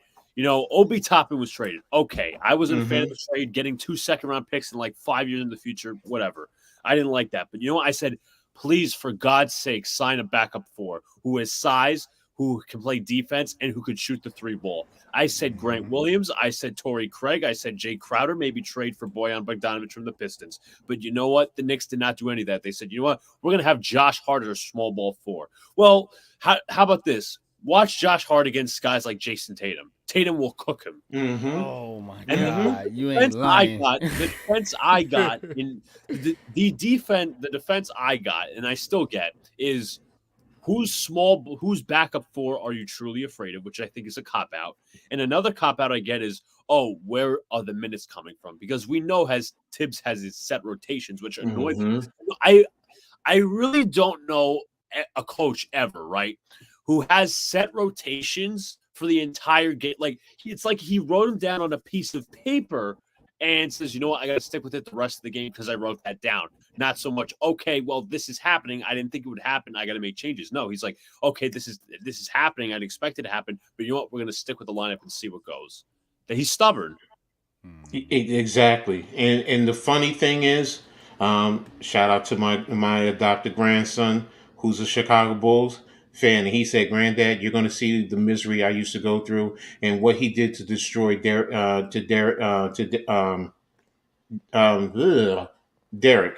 Ugh. Gross. Derrick Rose, sorry. Derek. Yeah, he said you're going to see how bad of a coach he really is. He's supposed to be a great defensive coach, and I'm not even seeing it this year. I'm I'm not. not. Yo, I'm not, and it's just all right. If you want to say okay, at least his defense is up there. Okay, I'm not seeing it. His system's outdated. It's called the strong side overload. The same type of system he used back in '08 when he won with the Celtics and Doc Rivers.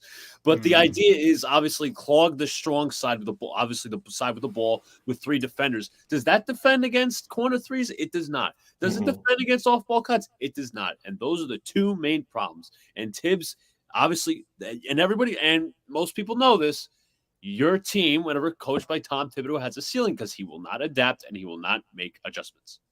Exactly. And Yeah. that's why I say maybe it's just, you know what, get rid of now. Is it Dolan prohibiting Leon Rose from moving on from him? Because that leads me to wonder. Because I'm saying to myself, number one, I don't get to see them often because of Dolan and the Comcast debate. Right. So, but when I do see him, I'm sitting, I'm like, this team doesn't look like it's coached. It really does not look like that. It's more of eventually just give Brunson or Julius the ball, maybe RJ Barrett quickly when he comes in. You know, he'll do his little thing and do whatever. But the rest of the guys are pretty much a crapshoot. And Mm, I'm saying to myself, well, this has to be coaching. And if it's coaching and he's not on lockstep with Leon Rose, then you got to make a change. I completely agree. You have to make a change because the goal ultimately is to move up. And is Tibbs going to force star players not to want to come here because they're going to say, "Nah, I can't mm. play for Tibbs. I don't want to play for Tibbs." I know a lot of people bring up Joel Embiid, and Embiid obviously has had knee injuries in the past, and that's one of my concerns. If I were to trade for him, the talent is there, obviously, but it's all about the knee injuries, the play style. But I watch a lot of NBA, but not just basketball videos, but like the gurus really breaking down, and they Hmm. said, you know what, Joel Embiid is being utilized differently this year as opposed to in previous years with What Doc about Rivers. Zion Williamson? I'm not feeling him. But I just wanted to No. finish real quickly on Embiid. Nurse is using him at the top of the key. It's not this ISO stuff. There's a lot of give and go actions and get actions that Tyrese Maxey and Joel Embiid are working together. Hmm. Yeah. Where Hmm. Embiid is just not doesn't just have the ball in the post or in the mid range doing face ups. He's moving the ball around. He's a better passer. I think he's averaging a career high assists. In a Thibodeau system, he's not doing any of that. It's going to be more rugged. It's going to call. It's going to be like as some of my Knicks fans friends are saying, it's going to be like Amari 2.0. He is going to run him Oh to the ground gosh. or Eddie Curry. Mm, Eddie mm. Curry. Oh my Wow. God. Wow. It He goes said with Eddie Curry. yeah. Yeah. And basically, right now, that means the issue is Tibbs because now if Leon Rose is safe, then Tibbs got to go. Tibbs has to go, and I don't understand what it is with Dolan. You know that he won't allow. I just don't know. I mean, because it doesn't make sense to me, and no one can make it make sense to me. I don't think it's Dolan. I'll tell you this much. There was a report last year by Ian Begley, obviously a very reputable source. I would say before that big Cleveland game when they got crap canned by the Mavericks in December of last year. Everybody in that front office wanted to fire Tom Thibodeau except Hmm. his buddy Leon Rose. So I think it's actually Mm. Leon holding him back or holding back that thought. Then why are Everybody they not? Why are they not together on a lot of the moves? It does. exactly, Mm. Wow. exactly. I completely Hmm. agree. What's I good, Rando? Shout out to Rando, So, man. Shout out to the Big Blue Knockout podcast, man, with Rando, Day Uno, and Stas, hmm man. Those are my bros, man, from Twitter, man. So shout out to you, man. Glad you thanks for could tuning join in, the show bro. tonight, man. Appreciate you. I mean, I'm watching the Warriors and the Celtics right now. They just like they. It's like almost like I said this last year and the year before. I said it's like these teams play in a different league of basketball as to what we're used to. You see the Warriors, right? I get it. Kerr runs a hell of a system. Nobody runs it Yeah. like Hmm. Spolstra. Same with Mike Brown, who runs the Princeton sets with the Kings, and they're ultra successful on Yeah, the offense. Kings Like is there is fire. little to no off ball movement with the Knicks.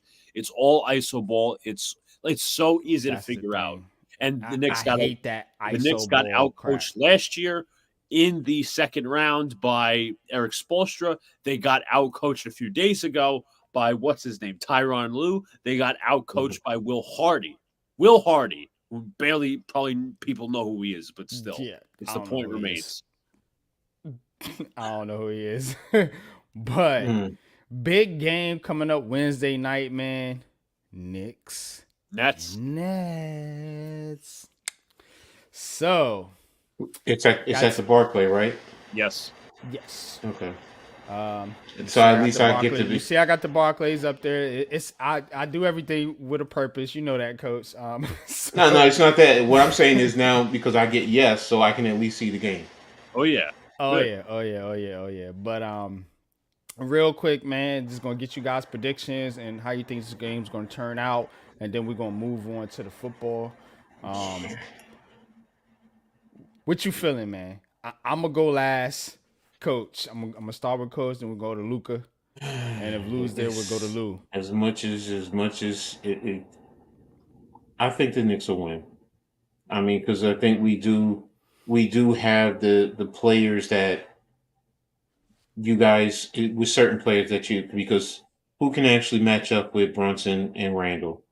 I mean, now you have what you call it, Bridges, so that's an advantage Bridges. there, So and I mean, Got I a little don't guy know by the the name of Dinwiddie. He's a little feisty.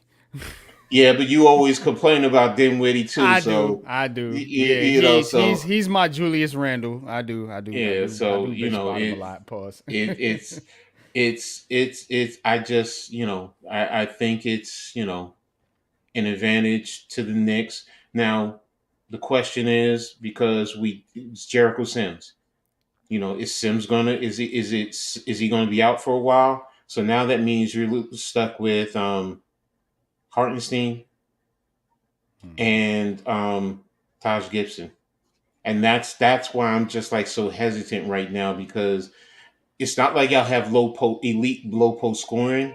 Claxton can Claxton can do certain things, but he's a very good rebounder. So he's athletic, so that can give Hartenstein some issues. But Mhm. so it's going to come down to the matchups, and I think because we do have at least two one-on-one iso ball players that make it difficult, and then the 3-point shooting. If y'all are hitting the 3-point shots, then that's going to be the issue. So, but right now, I'm going to give it a slight edge, to the Knicks right now, and because they're also coming off of feel good from the Lakers, while you guys are coming in, from the loss to Utah. Utah. Yeah. Yeah. That So, game was but you got to Luca. whack. But Yeah. Luca, But I what's just your want to say thoughts? this to either Rando. Tibbs is a horrible coach. He has his favorites, runs them into the ground, doesn't develop young guys. Why is quickly getting a minutes decrease this year? I don't get that whatsoever. Yeah. I'm gonna pull up. I'll pull up his minutes real quick, and then I'll get to the Nets predictions. Let's pull it up because I did this on the show yesterday, and I just Hmm. get I it at forgot all. about that. Yeah. So let's see. In yesterday against the Lakers was an exception. 29 minutes. 19 minutes against the Clippers, 24 against Phoenix, 18 against Utah, and 25 against Boston. Why not 28 to 30 minutes a game? I know, that could go with the point, oh, you're running him down, whatever. But Emmanuel quickly was a six man of the year candidate last year. I just wouldn't Hmm. why he's being utilized the way And he is. you know what, Luca, that's the same thing that the Nets fans was talking about Cam Thomas last year. Why wasn't he getting these minutes? Why is he on the bench? Why is he not getting in the game? And this year they're actually using him, and long behold, yeah, this guy's excelling. I He's mean, the stats arguably one of the most improved players in the league right now. even the stats back up Emmanuel quickly, being on the floor for a little bit.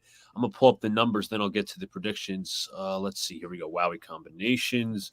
Emmanuel quickly. He Let me missed pull up the interception. Emmanuel quickly. Here we go. All right. So Knicks are, let's see, they're 5 points better offensively with him on the court and 6 points better defensively with him on the court. So that's a plus side. 3 point percentage is actually lower with Quickly, but in other words, there were so many stats that I looked up last year that showed why Quickly should be on the floor more. Anyways, but to the Mm-hmm. Nets and Knicks predictions, I think I'll take the Knicks slightly. I think Randall and Brunson firepower, I think, is better when of the star power the Nets have. I'm not disrespecting Mikal Bridges or Cam Thomas, but if the Nets start hitting from the perimeter, I think it's over for the Knicks. Even if they get in the Hmm. paint too, the paint defense is still questionable. It's very murky, in my opinion. Hartenstein he's been solid this year, but I think at times he's been overzealous. He'll get into Mm-hmm. foul trouble. Taj Gibson isn't obviously like Bulls Taj Gibson. I think he'll be a little slow footed, but I'll say the Knicks barely. But if the next, I think I wouldn't be surprised if Jacques Vaughn starts to really find holes in the Knicks defense. Mm-hmm. Yeah, I'm gonna go with the Nets. Obviously, look here's the thing. With Mitchell Robinson out, I'm putting that I'm attacking that paint like all day with Cam Thomas, with Mikal Bridges. I'm attacking the paint. I'm trying to get to the free throw line. I'm trying to get these guys in foul trouble. You know what I'm saying? And then when they bring the defense in, now you can spread them out with your 3-point shooters with Cam Johnson, with Cam Thomas, with Dinwiddie, so on and so forth. So that's my game plan. You know what I'm saying? Now on defense, you have to guard obviously those two superstars, and that's Brunson and Randall.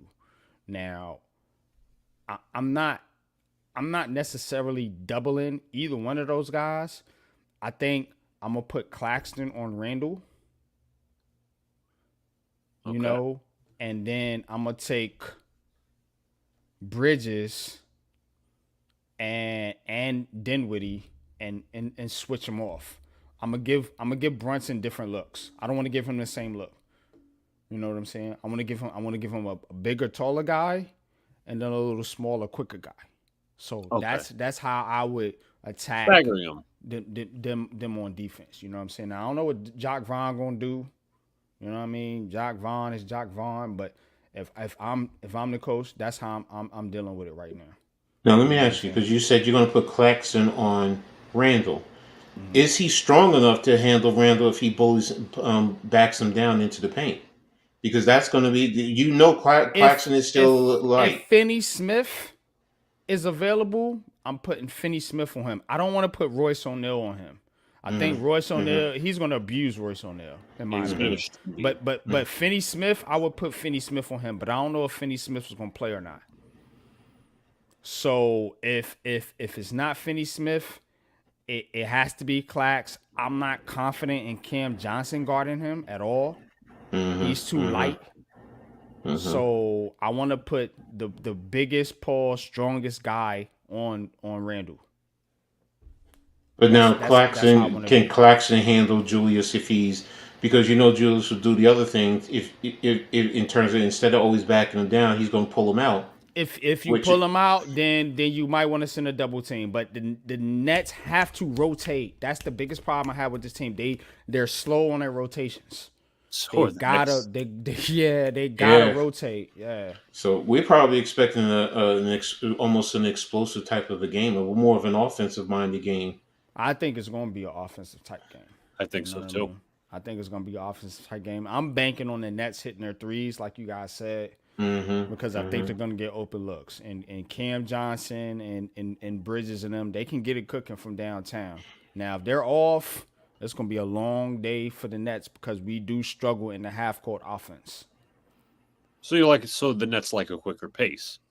A little bit. Yes, we do. That's very anti the Knicks. The Knicks are very much grinded out, very slow pace, obviously low turnovers. We don't want to get in the half court with you guys. We're gonna lose.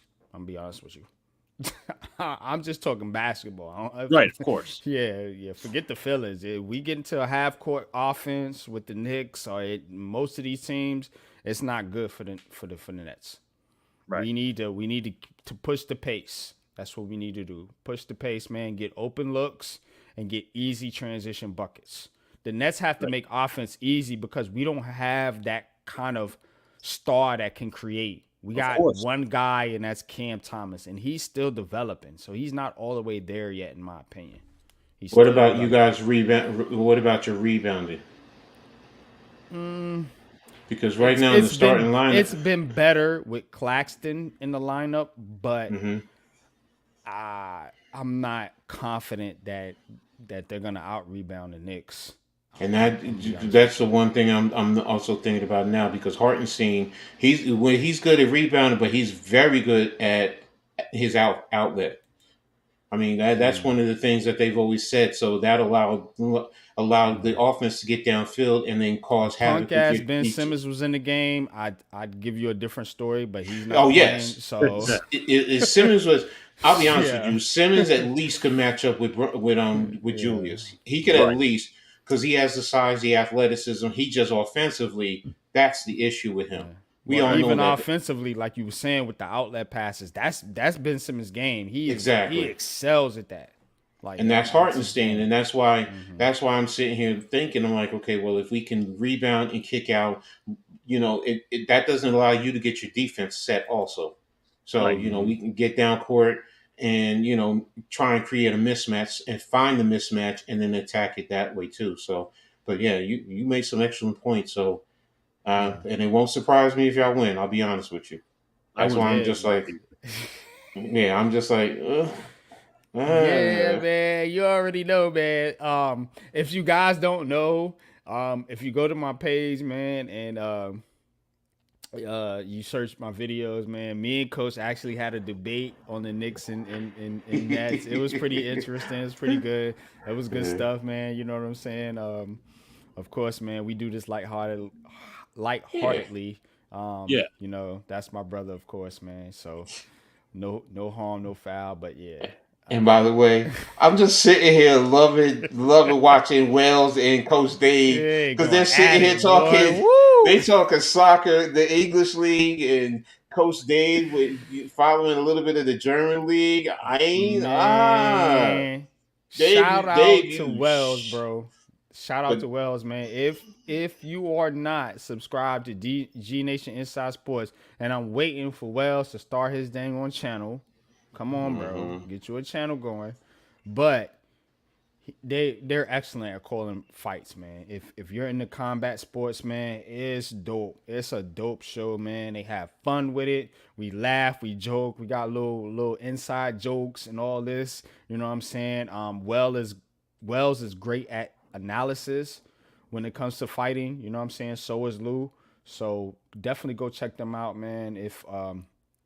If you're not already subscribed to G Nation Inside Sports, man, leather to the face Saturday nights, man, every Saturday night, man. So definitely go shout out to the fam there, man. But I like the English players, but the fan base is annoying. Yeah, I feel you. man, Hey, but I like absolutely, that. I like that soccer talk, man. yeah, It's respect. yeah. We got to get more into soccer, man. Hopefully we could bring you some soccer info here on Heart of the City, man. But let's talk some football. Y'all want to talk some football? I know. Let's You start with seen the Luca's Jets. face? Let's start with the He was Jets. Let's like, start with the Jets. Let's start with the Jets, please, please. I have two words for the New York Jets. Clean house. Does that include the mm, quarterback? But does that include the quarterback? If let's just say this, right? I know he's probably not coming here. I've got my list of names who I want as Jets head coach. General manager, I know that's a little more complicated. yeah. Harbaugh, if he wants it, there's going to be other opportunities, and then obviously a big salary for him. Which the question is, will Woody Johnson pay him? We don't know.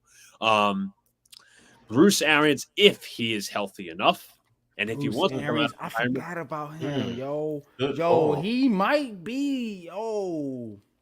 Number three, Mm. if they fire him, I think this coach needs a new start. He's coached in this for this team for a while. He won a Super Bowl with them. That man is Mike Tomlin. Oh, hands down. If the Steelers fire Mike Tomlin, I'm yeah, I'm gonna raise hell. I ain't gonna front. I'm Yeah. gonna raise hell, bro. That man ain't done shit wrong I mean, the at one knock all. against him is the coordinators. But you know what? The problem is with the Jets, they in this century alone, they've except for one coach we all know, Adam Gase, they've never went out and gotten that big coach. The last time they did that was when Leon Hess was desperate. Well, they got Rex Ryan, Rex Ryan was and first time coach, to be fair. okay, And I was going to say that the last time the Jets really went all in for a coach was Parcells. I was gonna Mm-hmm. say yeah, And that was Parcells. Mm-hmm. Leon Hess's That last was where I was days gonna go on the next. planet. Hmm. But yeah, those are Well, the guys I would take. And now, if they clean house, do you think Aaron Rodgers would cause problems? Because I mean, he's set in his stone. You know, he's oh big yeah, with Hackett. So would it be a good move in a sense? Well, maybe a good move is the wrong word. Because the thing is, does it fit? Would it fit? That's really what I'm looking for. Because Rogers right now is running the show over there. Anybody can oh, say I know. whatever they want. Appreciate you, All right, Rando. Rando. Thanks, Appreciate you bro. coming through, man. Thanks, man. Thanks for the love, man, the support, man. Definitely appreciate you, man. If you ain't already tapped in, man, go tap into Twitter to Eat a Rando, Hmm. Stas and Day Uno, man. They do the Big Blue Knockout podcast, man. Dope stuff over there, Great man. interviews. Some great Absolutely. interviews. Carl Banks, Paul Dottino. They've done them all. So, but Absolutely. but getting back to the Jets, the fit. Go ahead. I'm sorry. Yeah, I was gonna. I know what you're gonna about to say. I think you're gonna ask like, is Rodgers going to mesh with a certain head coach? Right. That's obviously a Hmm. big factor. I know Rodgers is running the ship. I know that very well. The Jets basically are selling their soul What's for the good, next 2 years. Raphael? Raphael What's up, Cologne, Raphael? another member coming through from the Twitter chat, man. Definitely appreciate you, man. Definitely, man. Shout out to Rafi, a real dude too, man. When Yeah, they that put dude. that Giants fan up there, I thought he was a That Raiders fan. that dude. my I'm man, sorry. Go my, ahead. my man on No, some it's real fine. But NYC shit, man. But Love Ra. essentially, obviously, the Jets are going to sell the Jets for the next 2 years. If Rodgers plays 2 years, I'm not certain he plays 2 years. I know he said that on Hmm. McAfee. I'm not certain. Hmm. I'm not holding out any hopes. I think he comes back next year. And if, in my personal opinion, if nothing happens next year, nothing significant, like if they make the playoffs and get knocked out of the first round, he's going to be like, you know what, guys, it's been real. It's been fun. I'm going back to the darkness and I'm possibly retiring. And at that point, let's be fair, the rebuild is inevitable. It's Hmm. truly inevitable. It's going to happen at some point. And at some point, the head coach and the general manager will not be here at some point. Hmm. And that's, Hmm. this has also stirred up a debate. There's two debates. When do the Jets draft their next quarterback? Do they draft a quarterback in the third round like next year? Do you draft a Joe Milton? Do you draft a Spencer Rattler? Do you draft a I would take a quarterback this year. I'm not I ain't against gonna that. hold you. I'm not against that. I Because am you have the structure to allow a quarterback to develop, especially if you bring it back Aaron Rodgers. You have that structure. Look at what that did for Jordan Love. Now, Jordan right. Love ain't perfect, but he is progressing. He's sat. He sat. Yeah. That's the key. Hmm. And the big thing with the Jets is they've never really sat, quarterbacks before they should Right. start. The last time I remember the Jets doing that was Chad Pennington, and I wasn't even watching football at that point. The Jets drafted Pennington. They started Testaverde for like the first 2 years or so, and then Pennington became Hmm. the starter. But the thing is, that's the debate. Obviously, quarterback. Would you draft a quarterback with the first round pick, which could be fairly high, like number 6 or number 5, or do you go offensive line to help the team now with Joe Alt? Do you go wide receiver Marvin Harrison if he's available? All these different things. You want to go all in. You want to sell your soul, win now. Hmm. All this different stuff, or the year after next, or I already mentioned the third round, possibly drafting quarterback in the third round. Jordan Travis, if he ends up playing, Spencer Rattler, Joe Milton. Obviously, you can look into those quarterbacks. Y'all think Uh, Travis coming out? I think he going back. you think What's your so? thoughts? What's your thoughts, coach? You think Jordan Travis coming out? Because I I do think like he's his coming out. potential. I I think he's going to come do. out. He's really intriguing, bro. I ain't gonna It's not front.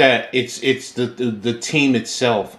How many players are coming out from that team? Is it going to be the same team? Same team? Because now, if you're saying it's going to be pretty much the same team, then I could see that. But right Yeah, now, it would because he make don't want to go back to a team that ain't gotten. Yeah, no, I see and what it you're makes saying. and Yeah, right now especially if he's Coleman injured. Coleman's coming out, right? Keon Coleman, Yeah, yeah, the Keon wide Coleman's receiver. coming Yeah, out. Now, if you're going to tell me he's going back because he wants to improve his draft status, then that's a different story. It okay. makes sense. But is he really going to improve it if the team is not what he played with this year? Personally, I would just say, you know what, come out this year. It's a broken leg, so you more than likely you may be ready by training camp. You may be. So get into the pro system, let them work with you, do rehab with them also, whoever you draft. You're not going to, be a high draft pick. I understand that, but maybe you could be a third or fourth rounder. So, Is it like? but Let me ask this: is it like a Hendon Hooker type situation? Because he ended the season last I year on a bad believe injury, so. torn Hendon, ACL. Hendon, Hendon was ACL. I think How Travis old is is Jordan did. Travis though? He's not old like Hooker though, is he? No, no, no, no. I Yeah, think he's like yeah, 22, 23. 23. yeah. Yeah. Yeah. I And I was gonna think say. his injury was a dislocated knee and I think a break somewhere. It wasn't a ACL, which is a little bit different. So that's Yeah, why I'm like, yeah. you, Okay. you could do that. Now, personally speaking, here's one, and I'm waiting. I know he's not coming out. I know he's going back next year, depending on where the drafts. My boy Shador. I Mm. want Shador in New York. Yo, you already know, Coach, man. I think he's going to be in the draft next year, Man. not this one. Yeah, no, no, not this year. Based on what they're doing with that offensive line, I know they're trying to protect him. And the thing is, honestly, I know what Dean is doing. He's trying to push him for the Heisman and then probably for one of the top to be in the top five. I know that's what he's doing. So, Mm-hmm. but again, Ralph says Cam Ward might end up at Florida State, but and then that Oh, means through the through the transfer transfer. portal. Transfer. Okay. So if Okay. Ward is going there, then that means Jordan is definitely coming out. So who's not going to be a good NFL quarterback? If you're talking about Shador, yes, he will. He's Shador. I've been watching Shador since his high school day, his freshman year. That kid Man, is that dude is groomed. He's man, groomed to be an yo, NFL quarterback. bro. Dion knows what he's doing with Shador. Shador's ability to his problem this year is no offensive line. I'm gonna throw the link in He the chat. Dash, Coach, or Raphael. If y'all want to come through, you're more yeah. than welcome. Dash, I think no, We they we got I we think they we on got the football. We five. on the football segment right now. So let's get Oh, it. if he's talking about Travis, I'm sorry. Then if you're talking about Travis is not going to be a good quarterback, I mean, it's Oh, up he to talk debate. about Travis. Oh, there he is. Jordan, Okay. what's up, Coach? What's going on, buddy? Yeah, man, yo, you pimping that soccer talk, bro. I'm paying attention to you. I see you. I see you. All right, all right. You got it. You got it. But all right, you were talking about Travis Jordan is not going to be a good quarterback. Dash said they got four linemen so far in the He's not. transfer He's portal not. No, going to I, Colorado. no, I thought they got five. I have to double check. I think they just signed another one. They got Um, five and one kid. Uh, yeah, he basically left and went to Oregon. yeah. He was supposed to Okay. sign there, but the Benson kid from Indiana was supposed to sign in Mm-hmm. Colorado, but decided to go to Oregon. But Yeah. Jordan Travis is not going to be a good professional quarterback. Explain. Nah. He's a good college quarterback, I think. He's just limited in his skill set. You could tell. Like he's just like his vision. I think he's tough. I think he might be a good backup. I don't even see him as like a good system kind of guy. I just think he's just limited. Like I don't see nothing really is exceptional about his skill set. I think maybe his biggest attribute to me, I think, is probably his leadership ability. But actually, like skill wise, I don't see it. That's a big thing, though. I ain't gonna It is a front. big thing, Leadership but at is a the end big of the thing. day, give me a skilled non-leader who could execute a game plan over a limited leader. I can't speak Well, too much on Jordan Travis because I haven't really done a lot of film on him. But so I'm gonna let Coach take this one over. I So mean, Jordan. I mean, the thing about Jordan, because I understand where he's going from, because last year to this year is a major jump. It's a mhm. major jump in his ability. Now, if you want to say some of that is because they got Keon Coleman, Yeah, I can give you, I can accept that. But Yeah, if you put the tools around him, he can play at a high level. I'm not expecting him to, to be Patrick Mahomes. I'm just not. He's not that. But yes, you have to have the right system for him to be a good quarterback, and you have to have the pieces. You already started with one with Garrett Wilson. The tight ends are to be this. Now the thing with him, you definitely need an offensive line. Yeah, Luca can attest to that with yeah, the Jets offensive line. I think that's where they're heavily this year. They're going to focus on yeah, more than anything. yeah. They need to go hard and heavy in the offensive line. Offensive line, I wouldn't exactly, and then honestly. maybe a number 2 wide receiver.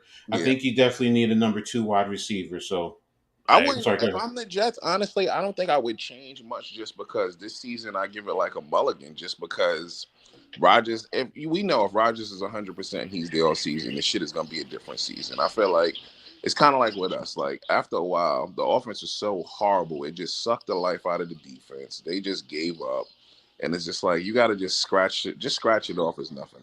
I would make adjustments to the line and personnel, but as far as coaching, I think I would give it one more year, honestly. My I biggest agree. problem was they allowed themselves to put Zach Wilson and honor him as the quarterback too. We all, I mean, I should say we all. I don't know if you guys watched enough of Zach Wilson last year. He was Yeah, it was god. horrible. He was Yeah, horrible. he was probably the worst.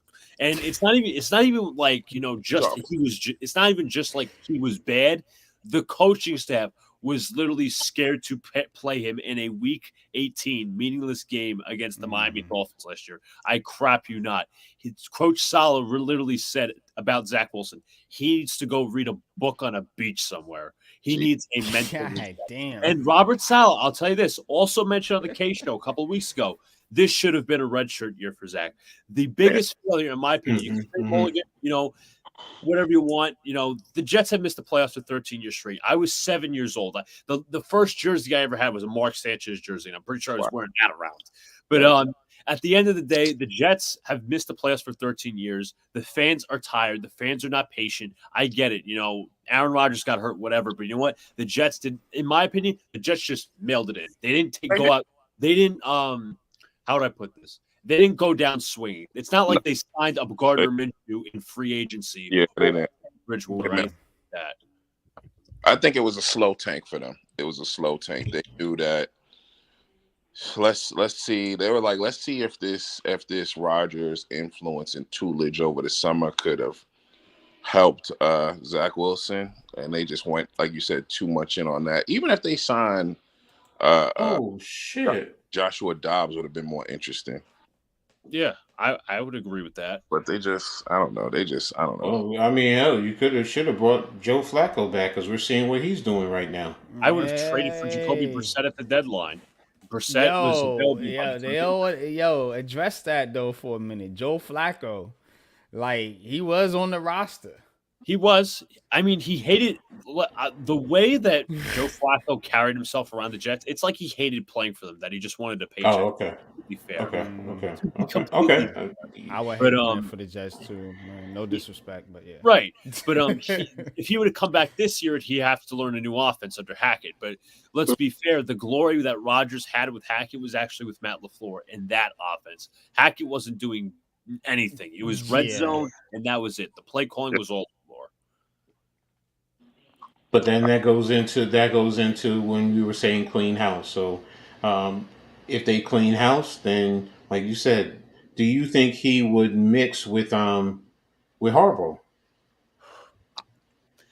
It's tough because you can't really take everything spoken in public. You got to sometimes take things with a grain of salt. I know he's praised Harbaugh publicly, but again, you really don't know if he really likes him behind the scenes. It's the question, and this again, as I spoke, plus the day in day out thing is tough. Like, yeah, one thing to say, oh, I like him from afar, or he's a cool guy from afar, but to work with a guy day to day, that's where the challenge really comes in. Absolutely. And I just don't see those two personal mesh. And like, if you want to be, yeah, I agree with. I could somewhat agree with that, and I can understand why that would happen. But like at the end of the day, like if you're Aaron Rodgers, personally, like you're in your mind, forget all bias aside, forget being with Hack and all that. How could you sit here behind the scenes, right? You were injured the entire season. You had a lot of time to rehab and watched every day of this team's day-to-day operations. How are you not disgusted somewhat to the point like, we might have to change something up instead of bringing back everybody next year? Like he's got to have that presence of mind. Yeah. So he might, but he might not. But that's just my point. Here's the thing with Rodgers to me, and this kind of speaks to the Harbaugh thing as well and why it won't work. Harbaugh is a leader, and Rodgers is the type of guy who doesn't want to be led, Right. Rogers but goes wants by his own book. to be perceived as a leader. And it's like, dude, if you want to be a leader, lead.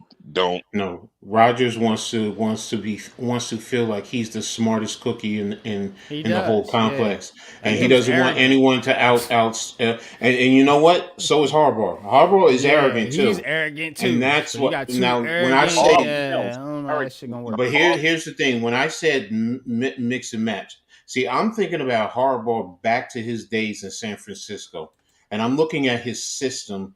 And do you think the type of system that he Hell no. would bring to that? Because now they have the two key pieces that I think would fit Harbaugh's system in Brees Hall and Garrett Wilson. To be brutally honest with you, they Mm-hmm. really do. They really will fit well in his type of system But because Harbaugh Harbaugh would like to run. quarterback. He likes an athletic quarterback, and Yes, has no Mhm. athleticism. and Aaron Rodgers is not there, so that's why it's like now if you're Aaron going to Rodgers say ain't for athletic. not Not at 40 years Harbaugh. old, Not Yeah, not not at Harbaugh. 40. not at 40, he was when he was I younger, mean, but he ain't going. his Yeah, he ain't going. no, but what I'm saying is But remember who did he have in San Francisco as his quarterback? Alex Smith and Colin Kaepernick. Kaepernick, Exactly, yeah, and yeah. Alex Smith, and But they're more Aaron Rodgers can be an Alex Smith. Don't get it twisted. Nah, Even Alex. not at when this age, I think he can, he's coming off of an bro. Achilles. See, that's the thing I'm getting at. The Achilles is Yeah, going to be I an issue. understand the issue with the Achilles, but look, he still can manipulate the pocket, coach. Manipulating Yeah, the pocket is pocket different from being an athletic getting Yeah, out not onto the not taking edge. off. Yeah, he's not gonna run no And RPO or nothing like that. Yeah, but Alex manipulating the Smith was pop, that. the pocket, I Alex think he Smith do that. at that time. Alex Smith was a very athletic type of a Absolutely, quarterback. absolutely. And same thing with what you call it. Okay. Now, if you're saying based on what he's done so far at Michigan, I mean, what's we call him? JJ McCarthy is. Here's the thing about Harbaugh, though. Like, look at all his stops: San Diego, Michigan, San Francisco. He's a culture setter. He's a dude Mhm. who basically laid the ground He's Tibbs. of. He's like a Tom Thibodeau. He's gonna get you to a certain point, but then you need somebody else, I think, to get you over the top. I I think that's rate, what I, Norma Harbaugh just is. I to rate, be a culture setter. I rate Kaepernick. I mean Harbaugh way more as a football coach than I do Thibs as a basketball coach. Yeah. See, Yeah, remember true. Harbaugh got them to the Super Bowl. Tibbs ain't getting But them Exactly. to the championship. I I think don't. he's I think he's that type of coach though. I mean, you said it. He's a culture setter. You know He what I'm is, but saying? So stylistically, I feel like his style still transcends to the modern game. With Tibbs, I look at his shit and I'm like, dude, Mm-hmm. what the fuck are you doing? Outdated. This shit don't work no mhm. more. This shit is outdated. Yeah. Yeah, that's why to me it's like if you're going to go get Tibbs, I mean not Tibbs. If you're going to go get Harbaugh, I find it now. When you said Bruce Arians though, because that clicked in my head too. It was just Bruce like, oh, now Arians, yeah, that's different. he played with an elite quarterback, and he ain't afraid to tell him to in a sense shut the fuck up if you got to. I Right. mean, if you go tell that to Tom Brady, then Aaron Rodgers, look, bro, and he's gonna get you another championship. Mhm. So so it's like, I mean, I like that one, Luca. I really do like that one. So, um, Yeah. That's health pending for Arians. And then no, the yes, other yes, right, of course. And then the other half of the question is like, what coaches do us fans want? Do the coaches want the job? Facts. Which is an ha ha, wow, open-ended yes, no, maybe so. Who really wants them? And wow, as I said earlier, I'm tired of the wow. first-time coaches. I really am. You guys brought up. I mean, I brought up Harbaugh. You guys talking about culture setter? We need a culture changer. Mhm. Yeah, Giants do too. Yeah, Yeah, yeah, and it is. that is horrible. Mhm. That is horrible. Now is I mean I know he said he's going back, but I mean I'm really wondering, is he going back? I'm really wondering, especially if they win the national championship. Yeah, with the allegations and everything I that's done think happened, I think Michigan is going to really pay Harbaugh some bread to stay. yeah, they'll pay I him, but they he's got yeah options. He'll have like 3 NFL options. San Diego could yeah. Yeah, But do But you want it see, though? Do here's you one want it thing. though? Here's one thing though. He's gotta want The it. difference. It's not even that. The NFL. Don't forget, the NFL is different from college. In college, the absolutely. head coach is the CEO. For He sure. Right. runs the whole thing. Right. And to be honest with you, he almost to a point. He runs the university. He's Mm-hmm. Yeah, almost on the same part as the president of the university. So any NFL team he comes into, he's running the show. He's not going to be one of those you just hired. He's not going to take that job unless he's running the show at this point. then right now there's two teams that I would say fit that model, maybe three. Then it might be the Chargers, the Patriots, the Jets will probably have to be at the bottom of that list. That's Yeah, Mm-hmm. fair. That's fair. Oakland. Raphael says if he wins the chip, he's out. He doesn't want to go back to all the rules in college. What's Yeah, your he's thoughts on burnt that? out. Like he's burnt out with that shit at this point. Mm-hmm. Yeah, some guys are college coaches like Shiano, and some guys are really for the NFL. I just say, now like you made a good point. Is he going to run the whole ship? So if I'm going to sit here and look at it, now the first one would be the Chargers. Yeah, he The would next, got to pick the GM. Like, hey, he's He the would be a fit for like the Panthers. I think the Panthers would give him everything he wanted. That But they dude. tried that with Matt Rule already, if I'm not mistaken. Yeah, but That's that dude, no. that owner is a goofball, Luca. he's Like, yeah, yeah, well, I would, for I sure. would, if anything, at least Woody Johnson is going to bend over backwards for you. To me, I would put in comparison to the Panthers. I would put the Jets over the Panthers. To be honest with you, yeah. I I think he's mean, I gonna get. would, I think but he's I gonna get the control that he wants with the Panthers, Oakland. though. Yeah, I Yeah. like to see him at Oakland personally. nah, I Nah, I want want that. I Antonio want, Pierce I want, there, I want man. I AP love Don't you. there. don't do AP like that, man. I ain't got no Yeah. beef for AP. I ain't got no beef. I'm just saying from a fit standpoint, I think it could. I think it could be a nice fit. But I fuck with AP. I wouldn't mind seeing him get a chance. Yeah, I want, it's I just want my again the dog there. questions go back. You guys mentioned Woody Johnson. Is he willing to pay a head coach? Because it's not that he doesn't pay head coaches. Harbaugh's going to be asking for like $10-15 million a year. Is Woody going to actually pull the blank check out of his pocket and say, you know Mm-hmm. what, Night Wells. Good we'll night, pay my you $10 brother. million a Appreciate you, year. man. Shout out Night to to Wales. Wells. But that's one thing. The paycheck. Another thing is Woody Johnson willing to conceive power, or more importantly, Joe Douglas? Because you guys talked about it. Harbaugh picking the GM. Harbaugh is going to want to shop for his own groceries, not so much Joe Douglas. Yeah, And you Absolutely. know what? I'm going to be completely honest with you. I would let him do it. Joe Douglas has proven zilch to me. Yes, he's gotten Garrett Wilson, Brees Hall, Sauce Gardner, all of that. You The got you some option. pieces though. You can't front. No, I'm not going to. Those are good pieces. Those are good pieces. But at the end of the day, what's his record? It's right. 25 and 55. That's a Mm. 31% winning percentage. He I missed know. on the big one though.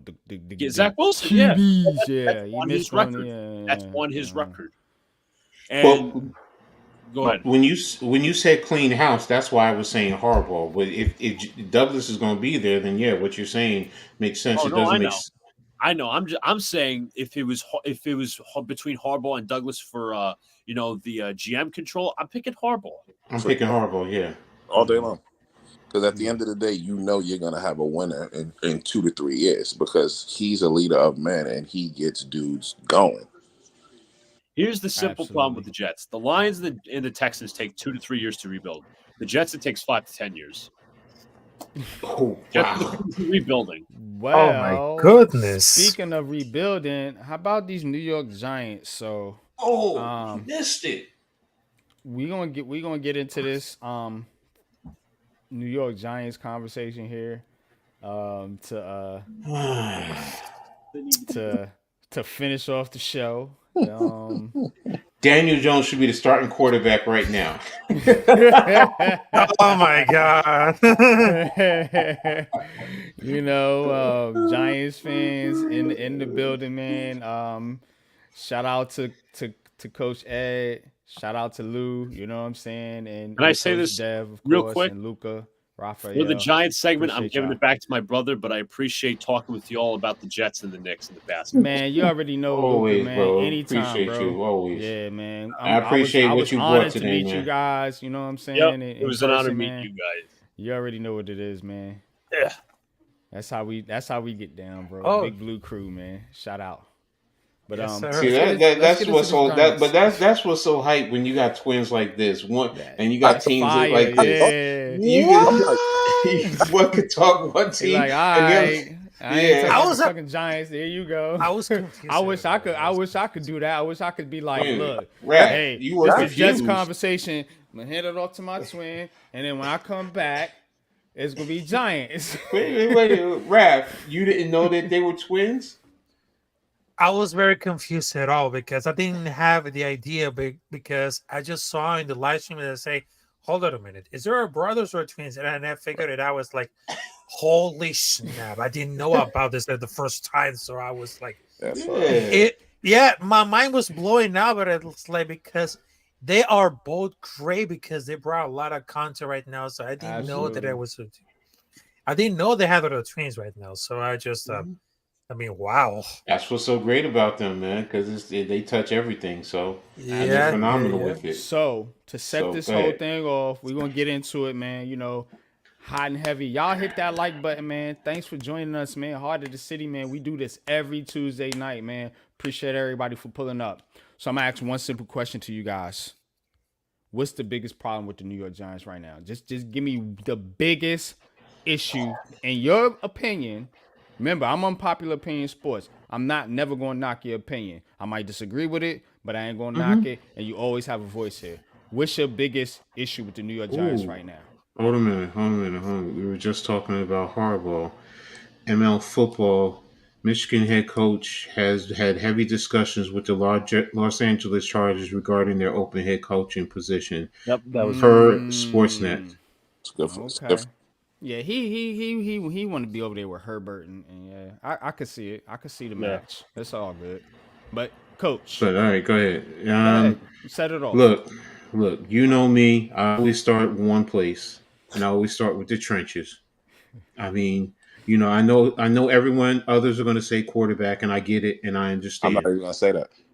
No, I'm not talking about you. I'm saying in No, general. Let him go. Let him don't go. look I'm at gonna give you. I'm gonna give you your space, Yeah, Dave. Yeah, I'm not. yeah, We no, but not gonna do that over here. We're gonna be now respectful. I'm going to say trenches, but there's an addendum to that. With the trenches, it's really the offensive line coach. That's really what the issue is right now. After sitting down, looking at Bobby Bobby Skinner. Johnson. Bobby Skinner with what he just broke down in just the run game and Uh, showing It's the awful. footwork and so on and so forth. And this has to be this is coaching. This is not scheme or anything else. This is coaching. And that is where it starts right now with me because you need and I understand people are going to say quarterback and I understand why. But a quarterback can't truly function if the defense is literally in the quarterback's face within a second to a second and a half. Literally, there's no quarterback who's going to succeed. You can't run. Look at we have an elite running back, and kudos to the Saints. They did a masterful job in how they attacked the run game to shut it down. yeah, they yeah. did. They did. They did Absolutely. a great job with how they attacked it, the movements, Yep. their linebacker level, the nickel back off the edge coming into the run in the run attack. And it's just like, when I saw that and I'm like looking and the footwork, you have four offensive linemen who are taking the right footwork and one who's not. You don't have guys who are working the double teams correctly. And this is in the run game. I'm not even going to get into the pass game. To me, the biggest issue is the trenches starting with the offensive line coach. Now, if you want to go to the quarterback, I understand, but I need the trenches to be fixed. You can't do shit. The offensive line also allows your defense to get the rest that it needs so it can be an effective and an efficient defense and go out there and play at an elite level. If the defense is always going out there after three and out, three and out, three and out, come the end of the game, they're going to be tired and they're going to get sick of it. So Mm-hmm. that right there, in terms of the whole thing, for me, starts with the trenches, starts with the offensive line first and foremost before I can go anywhere else. Y'all got it. Go ahead. Big time fats. I'm gonna let Alex go. Um, So give me your thoughts, Alex, and then we're gonna go to Coach Dave. Yeah, I mean, obviously, quarterback, in my opinion, is definitely an issue, but I think I have a weird philosophy in terms of that, and I'm pretty sure at some point, and if we don't, it'll be another stream that we'll get into like that draft talk kind of debate stuff. Yeah, the offensive line kind of is like the top issue right now, and I've been pointing out since last year that Bobby Johnson has been doing the right things because he said something. I think it was like after the Ravens game or before the Ravens game. Shout out to Brooklyn Tackles. Appreciate He you had coming Evan through, bro. Neal doing vertical Mhm. sets, and he was actually doing good. Like, it wasn't perfect, but he was improving. And then they went away from that for the rest of the season, and Evan Neal never got better. Like he never got better like Andrew Thomas did. And those are two different athletes. Um, so you have that, and I said he basically said afterwards, yeah, we're gonna put the scheme first, basically before the player. And I started pointing that out to people, but people weren't listening. So you come into this year, big expectations for Evan Neal. He hasn't hit those. Also the injuries, but he hasn't hit those. Um, Azudu still doesn't know how to use his hands. McKeithen still doesn't know how to use his hands. Right. What's really weird to me is, and I get it, there's certain things that you can't control, but this is this most consistent offensive line we've seen on the field this season. These five guys, except Thomas is eliminated. I'll give a little bit of a pass to JMS, but they were terrible, coach. They were terrible with the stunts. Awful.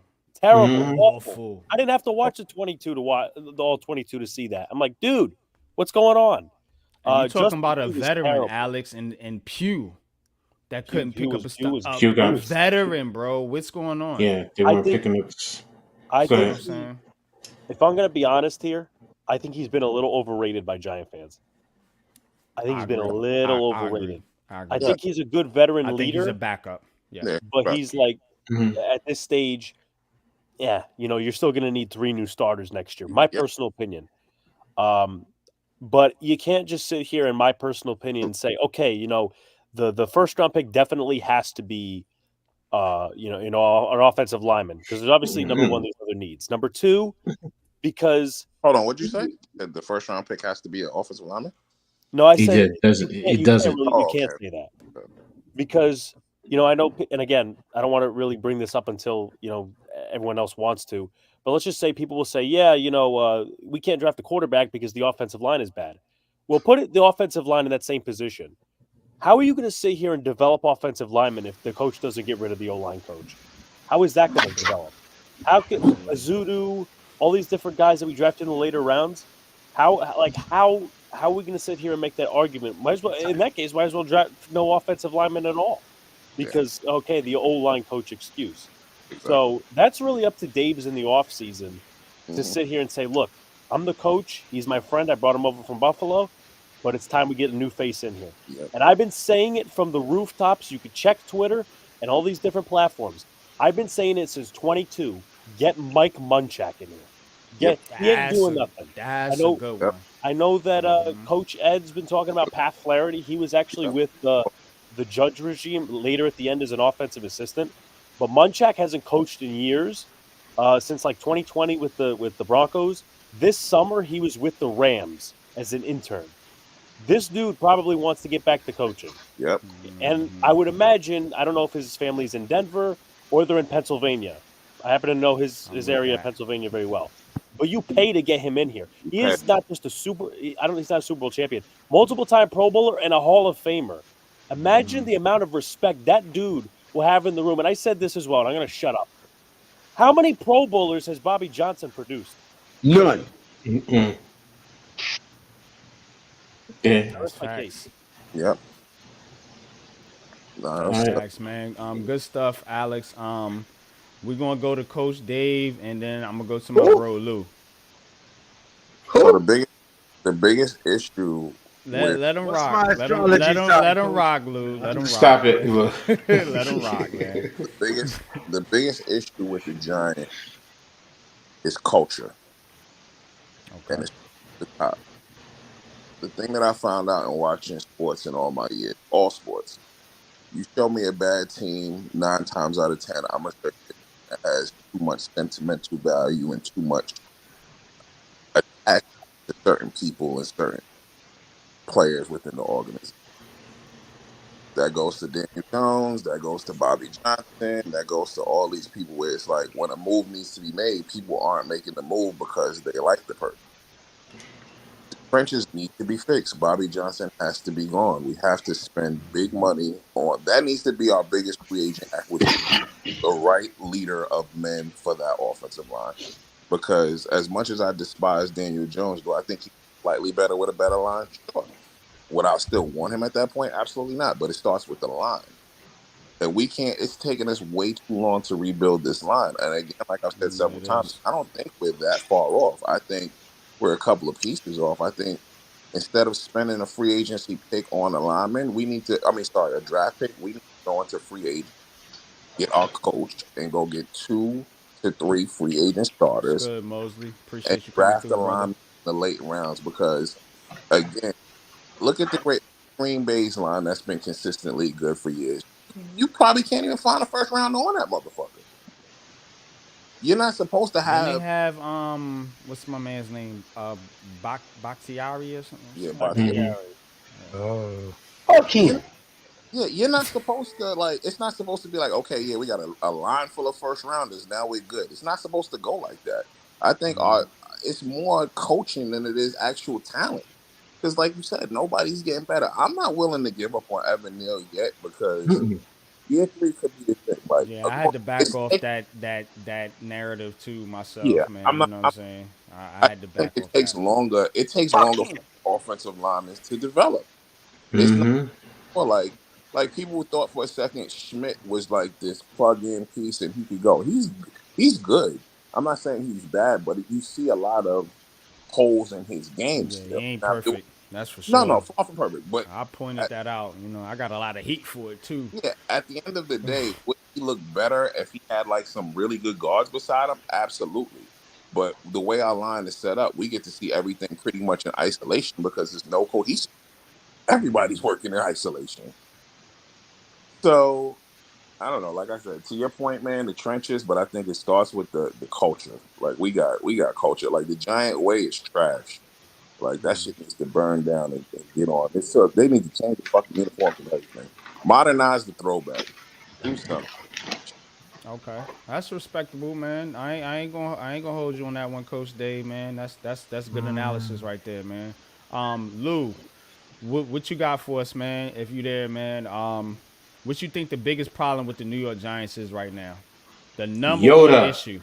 Yoda Lou, Yoda Lou. Forza Right. Italia. So Yeah. I And just then we're I gonna we're just gonna put get to my you in a minute, cigar Rocky. down. Okay. I just put my cigar down. I spit my rum. I sacrificed my chicken. I consulted with the spirits, and they told me what stars were lining up so that I can tell you who's what birth sign under what birthstone and How long what you gonna keep going Neptune with was this? in. Get the fuck out of here. Listen, we've had the same problem that we've had for the longest. It's not a culture thing. Well, no, excuse me. It is a culture thing, but more importantly, it's a coaching thing. Ever since we did Tom Coughlin dirty, we've had a rotation of coaches in here who did not live up to the title coach. The nepotism has to stop. Hiring people because they're your friend, Yes. hiring people because you coached with them Yes. somewhere else, Y'all hit that hiring like button. people Because they because you were remind you of buddies in somebody. college. You know what I'm saying? That Yes. shit is crazy. Yep. Hire the best man for the job. If you And, don't know him, oh well. If you and know him play and it. you have good rapport, great. But hiring people because you know them is gotten us in a shithole. Yep. We need to hire the best man for the job, period. At playing, at coaching, at scouting, at managerial levels, at every level. If you ain't qualified for the position, goodbye. I don't care how long I've known you. I don't care how long we went to college. If we from the same alma mater, we pledged to the same fraternity. I can give zero fucks. Can you do the job? That's all that matters. Yeah, nah, bro. You Lou, you You hit it on the head. To Pause. your Like Coach said, a thousand, a million percent, bro. That is, and that's the thing that I've been talking about with this team. It's there is a level to this. You know what I'm saying? Because when you think about this thing, we should be better based on the talent, based on where we have taken and where we have drafted players. We should be a much better team, but yet again, we're being held back by coaching. You know what I'm saying? We call these but games every Sunday. Me, Lou, Pat, but Joel, Coach. We call these games every Sunday. We seeing the just the stupid stuff. but NYG. That's why I say it's culture, because if you look at the organization, it's littered with nepotism across the board, Absolutely. from top to bottom. That's culture. Look at what's the Giant way. When I think of the Giant way, I think of, oh, y'all want a motherfucker from Notre Dame. Y'all want a motherfucker from Boston College. Oh, even though we was held hostage by Eli's legacy for 3 years, y'all got a motherfucker who remind y'all of Eli because y'all got a relationship with David Cutcliffe. That's bullshit. And that's why I be on him so hard, because it's what I always says, it's what he represents. And I don't know why I can't understand it, because I feel like everybody is intelligent enough to understand and comprehend what I'm saying. But it's like, he represents nepotism. He represents the Giants way. He represents fucked up culture and all the shit we need to get away from. That's all. That's the root of my issue with him. He represents all of that to me. And I hope that makes more sense to y'all. Absolutely. I want to welcome Leaf to the program. Shout out Leaf, man. I just want to check on you real quick, Leaf, man, because I know it's been a while since you've been on the show. How them Packers doing right now? How they feeling? You know what? I figured that was I knew that was coming. And you know what? I'm gonna be quite honest. Let him say hello. Nah. I already See, y'all can get the laughs out, man. I knew that was coming. No, I'm not. No. I said he didn't even let him say That hello. was that was my fault because I You came said you on. was coming for Giants fans, bro. You Yeah. said it, bro. That was my fault. Yeah, I did say that. I did say that, and unfortunately it backfired. I mean, Danny DeVino sent some Italians over to Jordan Love's house. Everybody seen that. I mean, I didn't think it was going to happen in 2023. It seemed like some 1980 something stuff right there, but I mean, unfortunately, it did happen. Since then, we dropped the ball against the whatever's left of the New York Football Giants. We dropped the ball, and we've also dropped the ball against last week against Tampa Bay. Yes, you Uh, did. What is going on with that team? Youth. That's all I can really say. Youth and going back to Matt LaFleur, going back to his old ways. You know what I'm saying? Like, it's just not being balanced enough on offense, man. Like, listen, premiering the running game to basically save Jordan Love and to basically save the defense and give them enough time to give them enough time and energy to rest and everything, I man. don't understand That's why been they the don't run the problem. football. I really don't. Yeah, I don't get that shit. the thing is, we run the It's football, we weird. just don't run it consistently. Right. Because the thing, like, it's consistency with the run game. When you have an AJ Dillon, who's basically a 4 down back, not a 3 down back, a 4 down back. He's He's a a four beast. down I back. ain't gonna front. He's literally a 4 down back. I ain't think I've ever say that. He's a 4 down back. He is somebody that can muscle his way through just about any situation. And then when you have speed like Taylor Jr. and you got Watson, guys like Watson and Dobbs, we run just about everybody when we want to. And then we go back to our old ways and say, oh, yo, it's just because of Jordan Love we win. No, it's not. Jordan Love is a young guy. He's great in the pocket. But the thing is, he's outside of the pocket, he gets rattled. Once the pocket start breaking down, he gets rattled. And that's one of the main keys, man. And once we start getting away from that balance in the running game, these is when the problems start to start. You know, this is where you start to give up 34 points to Baker Mayfield and the Tampa Bay Buccaneers, whatever you want to call it. Hey man, y'all gave up the goods to Tommy DeVito too. No. That Shout was a out to my trap. That was a trap. Italiano That fam. was the old school bookie game. That's what that was, man. They sent some Italians to his house. Man, they got him right together, man. You That's what said they that was. muscled him? Yeah. They had to, yeah. They They gave strong armed they him gave him an down. off. They gave him an offer he couldn't refuse. Yeah. Hey, yo. Yeah, you either throw this That's game or what you're it gonna be was. That's what swimming it with the was, coach. fishes. That's exactly what it was, Coach. They gave him off and he couldn't refuse, man. They sat him down, Goodfellas style, man. And that was that. He said, Ming, yeah, I'm gonna make you an offer you can't You can't refuse. refuse. They ain't set up no pizza. They ain't set up no pasta, nothing, man. They just You're sat him gonna down and throw said, this fucking "Hey, game because I got a guy who's got a guy The who put guy. some money on this thing here. So you're gonna throw this fucking game. You're gonna do somebody the called right it. I thing. think it was Buddy. I think it was yeah. I You're think you gonna had do the called it. right fucking thing here, or we're gonna come and pay you a visit. You capiche? That's what happened. That's exactly how the All conversation right, went. Goomba. All right, Goomba. All right, all Yeah, right, all right. that's exactly how the conversation went, man. But yeah, Oh the Packers man. is just about as roast beef just as the Giants is, man. Yeah, they cook, It ain't no man. I ain't chance. gonna hold you. They It, cook, it ain't man. no chance, man. Anytime you blow the dope against those two teams, man, you cook. All right, That's let's all go it to is, man. Rafi, man. What you got for us, Raphael? Our resident Raiders fan. Go ahead, bro. You got it. All right, so I just wanted to tell you the biggest problem about for the New York Giants is tackling. I mean, tackling has a problem for years. I mean, last year it seems they had some serious stride that we made, Did but you say now look at cackling? tackling. Lou is a fool. I can't. Okay. So, No, because there's a lot of cackling going on Twitter. I wasn't sure what he was saying. okay, but tackling has been terrible, but it needs to repair a lot. I mean, they had a tackling problem since Shermer and then Josh. They want to practice on full pads to improve, and they're stuck in suspended admission because they can tackle because the team is never left its home after the high school. I mean, they have a problem for years.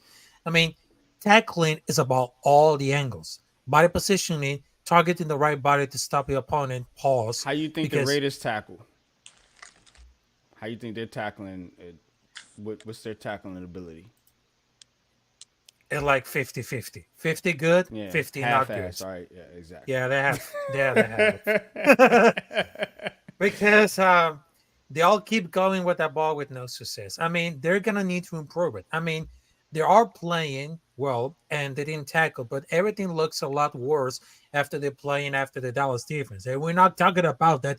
And they're trying to tackle James Conner in the short week, tackling Dewar and Caleb. I mean, they have an alarming everything problem, but they're gonna fix it to tackle before it's too late. Because for You years they think the Raiders cannot. gonna take a quarterback in the draft? Because we Absolutely. talking football. Yeah, you can I go on your think we're gonna draft soliloquy, a man. I'm quarterback. gonna press you with some football questions, bro. So you on the panel? Yeah, I think we gotta draft in a quarterback. It seems that we need to like Jaden Daniels for LCU You or ain't getting Jaden Marvin Daniels. Harris. But What about Aiden? What about Aiden? You don't think Aiden he's they'll? our I coming. backup. mean, He's our backup because the reminder Jimmy Garoppolo is still benching. But I mean that if we got Aiden O'Connor as a starting quarterback for the next season, I will definitely sure because we need They're like not a about to backup go quarterback. draft him when they still got Jimmy G under contract. That's what I'm saying. Yeah, they What y'all still doing had over Jimmy there? You Garoppolo. know what I think? I think the Uh-huh. NFL just need to cancel the rest of the season. That's all it is to it, man. Just get rid of it. Get rid of this, man. No, seriously though, This has Ralph. been a mid to shit show uh-huh. season all around. Like this It's season has been yeah. like I ain't Yeah. gonna absolutely lie. horrendous. It's been a bad season. I can't It's front just with been you a there. bad season of football all around, man. I Well, vote they just need to cancel it. Just get rid of it. But I go thought ahead, Ralph. What's your thoughts? You think they're gonna take a quarterback or not? Yeah, we gotta Raiders. take it to the quarterback, and of course, we need a defense What quarterback you want to take? You say Jaden Daniels? Because I know a between lot of Jada Giants Daniel. fans want Jaden Daniels. What's your thoughts? You think the Raiders gonna take him? well, right now where the Raiders slotted right now as currently constructed right now. We gonna have a football conversation, man. Hit that Yeah. like No, button, no, no. man. And I'm saying Uh-huh. to get to Jaden that Daniels, what's there's seven. Okay, so okay. they're in position for him. Okay, okay, no problem. Absolutely. Yeah. They in the top 10. You think Yeah, they're he gonna take knows a how. quarterback? In your unpopular opinion, what do you think? Yeah. What do you think they're gonna do Very with that unpopular. first round draft pick? In your honest opinion, Raphael. Oh, we got the first pick. I think. I What do think you we gotta need the choose. most Speak up, for your son. team? We need like the most like defense tackle, and Okay. quarterback. Okay. That's our Okay. two options: defense Okay. tackle and quarterback. Defensive tackle. Coach Ed, who's the top defensive tackle in the draft in your opinion? Let's talk about it. Whatchamacallit from Illinois. Wait a minute, wait a minute. I pull Yeah, up. I forgot his name. Yeah, no, I got you. 1 second. Let me pull up my site here. That I dude heard, coach. like He he'll said, be "What in you the call second it, round. damn it."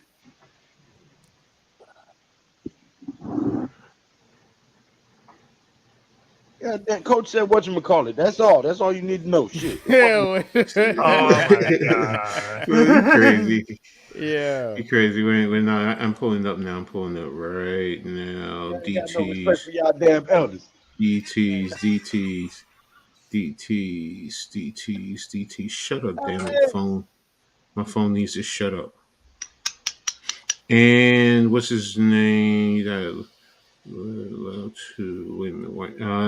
Jerzon Newton. Whoa. Okay. Oh, JER hyphen ZHAN. I hope I said it right. Oh, Your But Now yeah, son's let's name. let's spin this Oh, thing. Let's spin this thing to the New York Giants now. Top pick. We picking what? What you say, Coach? 7th right now. no, no, that's the Six. Raiders. He said the Raiders are saying. I think we're what with We're six, six. with We're six. Six, six. six. because the Okay, strength of so schedule. so so we went up a little bit. Okay, so we're picking 6 right now. All right. Top Okay. top picks on the board. You know what I'm saying? Say let's play hypothetical. we'll Drake be picking May six. gone. Caleb Williams Here, gone. right now. Marvin Here you Harrison go. Jr. gone. Here you go. I'm What gonna give you Those three right I think now, are and going one, two, and three. I'm looking at NFL Draft Buzz right now, and I'm going to give you the top Okay. 6. Marvin Harrison number 1, Caleb Williams number 2, Joe Alt 3, Malik Neighbors 4, Drake May 5, Brock Bowers 6, Latou Latel 7, Jaden Daniels 8. I'm only going to give you those top 8, and then this is just hypothetical. This is not written in stone. This is not my my how I have it right now. But that's I just gave you from NFL Draft Buzz. What they have is their top 8 overall Okay. positions.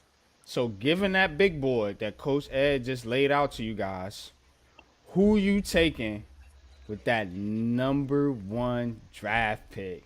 Let's get into it, man. Y'all hit that like button, man. Appreciate everybody for joining the show. Appreciate everybody for coming through in the chat, man.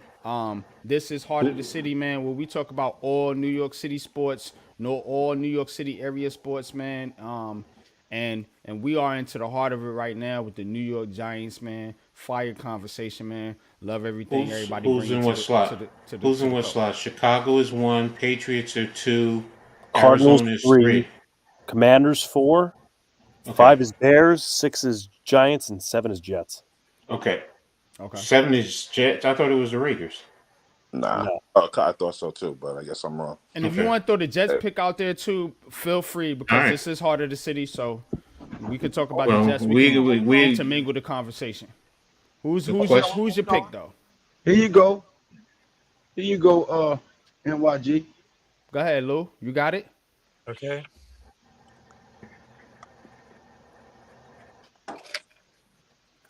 Go ahead, bro.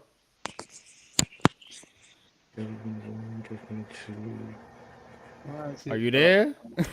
Yeah, I'm here. Can you hear me? Yeah. Go ahead. I'm Talk your trying to talk. share my screen. I don't have a share screen on there. Why won't Soon it as let me share my damn screen anymore?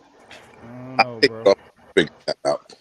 For the Giants, my pick would be Jaden Daniels. For the Jets, it would be either or Olu Fashano, whichever lineman is there.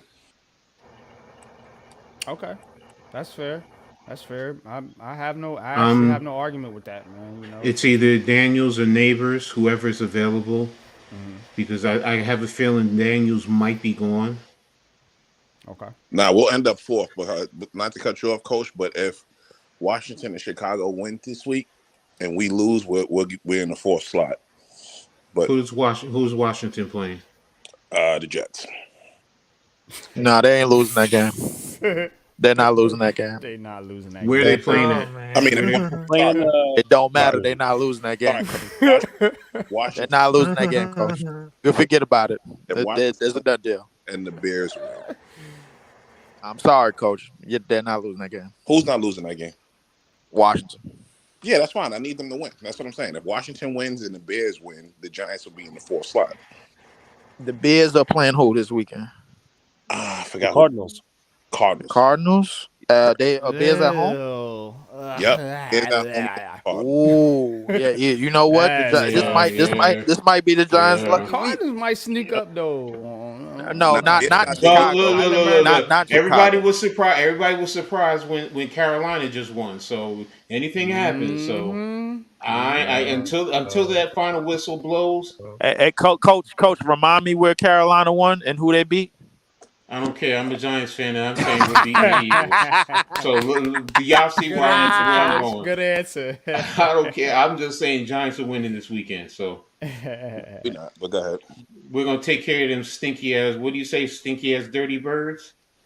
Okay. Y'all need to, bro. Like that, they ain't got no quarterback. That dude is a grocery store manager. Oh, Yo, talk about it, Leaf. That's spicy. That dude ain't no quarterback. Let's go. Guys, I gotta do a little work before I go to bed. What? Talking to everybody, man. all right, All right, coach. Coach Dave. Oh man, y'all don't know Good shit. that dude is a grocery store manager. Come on, man. Ritter. Talk about it, Leaf. Come on, That's man. why I They fuss with blew Leaf, they bro. done blew the last two games and they had it in the bag. They had the last two games in the bag. They had the division in the bag. And what happened? Come on, man. Come on, man. That team need a quarterback. They need a quarterback bad. They need to go after Justin Fields, call it a day. Might as well. Who are you talking about? He's the talking about Falcons. the Eagles. I'm not talking about the Falcons. Oh, you talking about the Eagles. Oh, Yes. my About the bad. Eagles. Oh, you're not talking about the My Eagles? I bad. thought you Wrong talking team. about the Wrong Eagles. team. I thought you were talking about the Falcons. Because you said the Dirty man. Birds. Nah, you said the Dirty Birds. That's why I was like, all right. I said that's why I those was like, dirty, yo, you stinky going birds. in, son. I said Dirty, dirty, stinky stinky birds. My birds. bad. Let me correct myself. The Philadelphia Eagles have somehow been reduced into the 2020 Pittsburgh Steelers. This is a major meltdown. They have lost the last 3 weeks convincingly, and I don't see them getting back on track. This team went from pretty much the class of the NFC to the dump fire of the NFC to one of them, like all in a matter of 4 weeks. This is just bad, man. Listen, I hope y'all do beat them. I actually hope y'all do because they deserve it. They've been need the Giants to win one more game this season. They've been screwing around all year long. They have been screwing around all year long. Their secondary is terrible. Their defense has been reduced. Like the Hurts can't stop turning the ball over. This team is just not destined for no NFC Championship crown or NFC Championship game at all. I'll be shocked that they win a playoff game. I have to switch back to Chrome and share my screen. Mozilla won't let me do it for some reason. So I actually hope the Giants do win that game, bro. And that's tough for me. Nah. Well, look, Coach, let me tell you. what's your number one pick right now? If you're picking for the Giants, and I can't trade back, right? We're not trading in this scenario. Right. I'm gonna do one It's more either thing. It's either Daniels and Neighbors. It's either Daniels and Neighbors. Right now, I'm probably gonna say Neighbors. Okay. You get that pick, you stuck with it, coach. That's it. Yeah, I'm probably gonna go Neighbors first. And he's turning the card in. Yeah, I'll go Neighbors because if they're both there, I'm going Neighbors. You get that pick, that's it, coach. You stuck with it. You just got to make it work. No, that's fine. It's personally speaking, though, but just for clarity and everybody understand, I'm looking for the Giants to trade back if they can. to get assets and possibly get a future first round draft pick. I agree. Mm, I agree. All right, all right. I'm All with it. right, Alex. I wouldn't oppose a trade back, but I'm going to have to go Jaden Daniels here. Yeah, I'm going to go with the Heisman winner. Okay. Leaf, Rafi, not Giants fans, but Rafi, for your Raiders, you said defensive tackle, right? Yep. Leaf, what would be the first round draft pick for your Packers, man? I What y'all don't need? know and I don't care. I'll be honest with you, bro. Like, I don't give a damn what we get at this point. I think the team is fine, bro. Like, it's just damn play calling, man. We could get anybody we want. Really? We could get anybody, bro. I don't give a damn.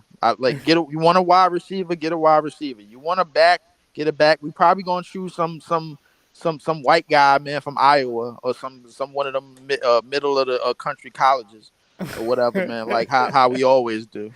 So I like realistically, I don't know and I don't give a damn. What Our about your team run is set. defense? What about your run defense? Run defense, Run that you defense know is what the run bad. defense, the run defense could definitely use some work. So The defense is bad. Period. Like, I mean, yeah. This is one of gave the up reasons. 20 some chains to Tommy DeVito. Yeah, what are we talking about? that's not Well, good. Joe Barry also sucks. So Exactly. If we're gonna look at tackle, Quay here we Walker, go. Quay Walker makes too many key mistakes. He makes too many what's up, bro? he makes too many key mistakes, man. So if we could get some type of run stopper, man, it'll be fine with me, man. I don't have nobody name in mind, but get some type of run stopper. Yeah. We ain't asked you to name the players. It's just what you need for the team. That's cool. Well, Good I got a shit, mock bro. draft simulator up right now, which is why I've been trying to share the screen this whole time. Okay. But right If you now, can share it, bro, All right, what let's you got, do Lou? it. Let's do right it. now, at 6, Harrison is off the board. Brock Bowers is off the board. Malik Neighbors is off the board. Joe Alt is off the board. Damn. The quarterbacks aren't gone. The quarterbacks that are remaining are Drake May, Caleb Williams, Wow. Jaden Daniels, number 8. What kind of mock draft? What simulator are you using? NFL mock That's what draft I want to know. database simulator. Oh, you're using the NFL mock draft. Okay. PFF or PFN would be a little bit more accurate, in my opinion. It's like I usually use PFN Yeah, I got access to both. because PFN will let you trade back. No, Lou. What it is They should be fake too. Watch this. They should be just as fake. Watch. If you could share it, bro. I have to go back to using Google Chrome. I started using Mozilla Firefox, and they be blocking everything. Hey, Lou, share it in the private chat. Share it in the private chat. How the hell do you do that? Yeah, just share the link. Yeah, just share the link, copy and paste share the it link. on my. I could share it myself. If y'all want, I can pull up PFF right now.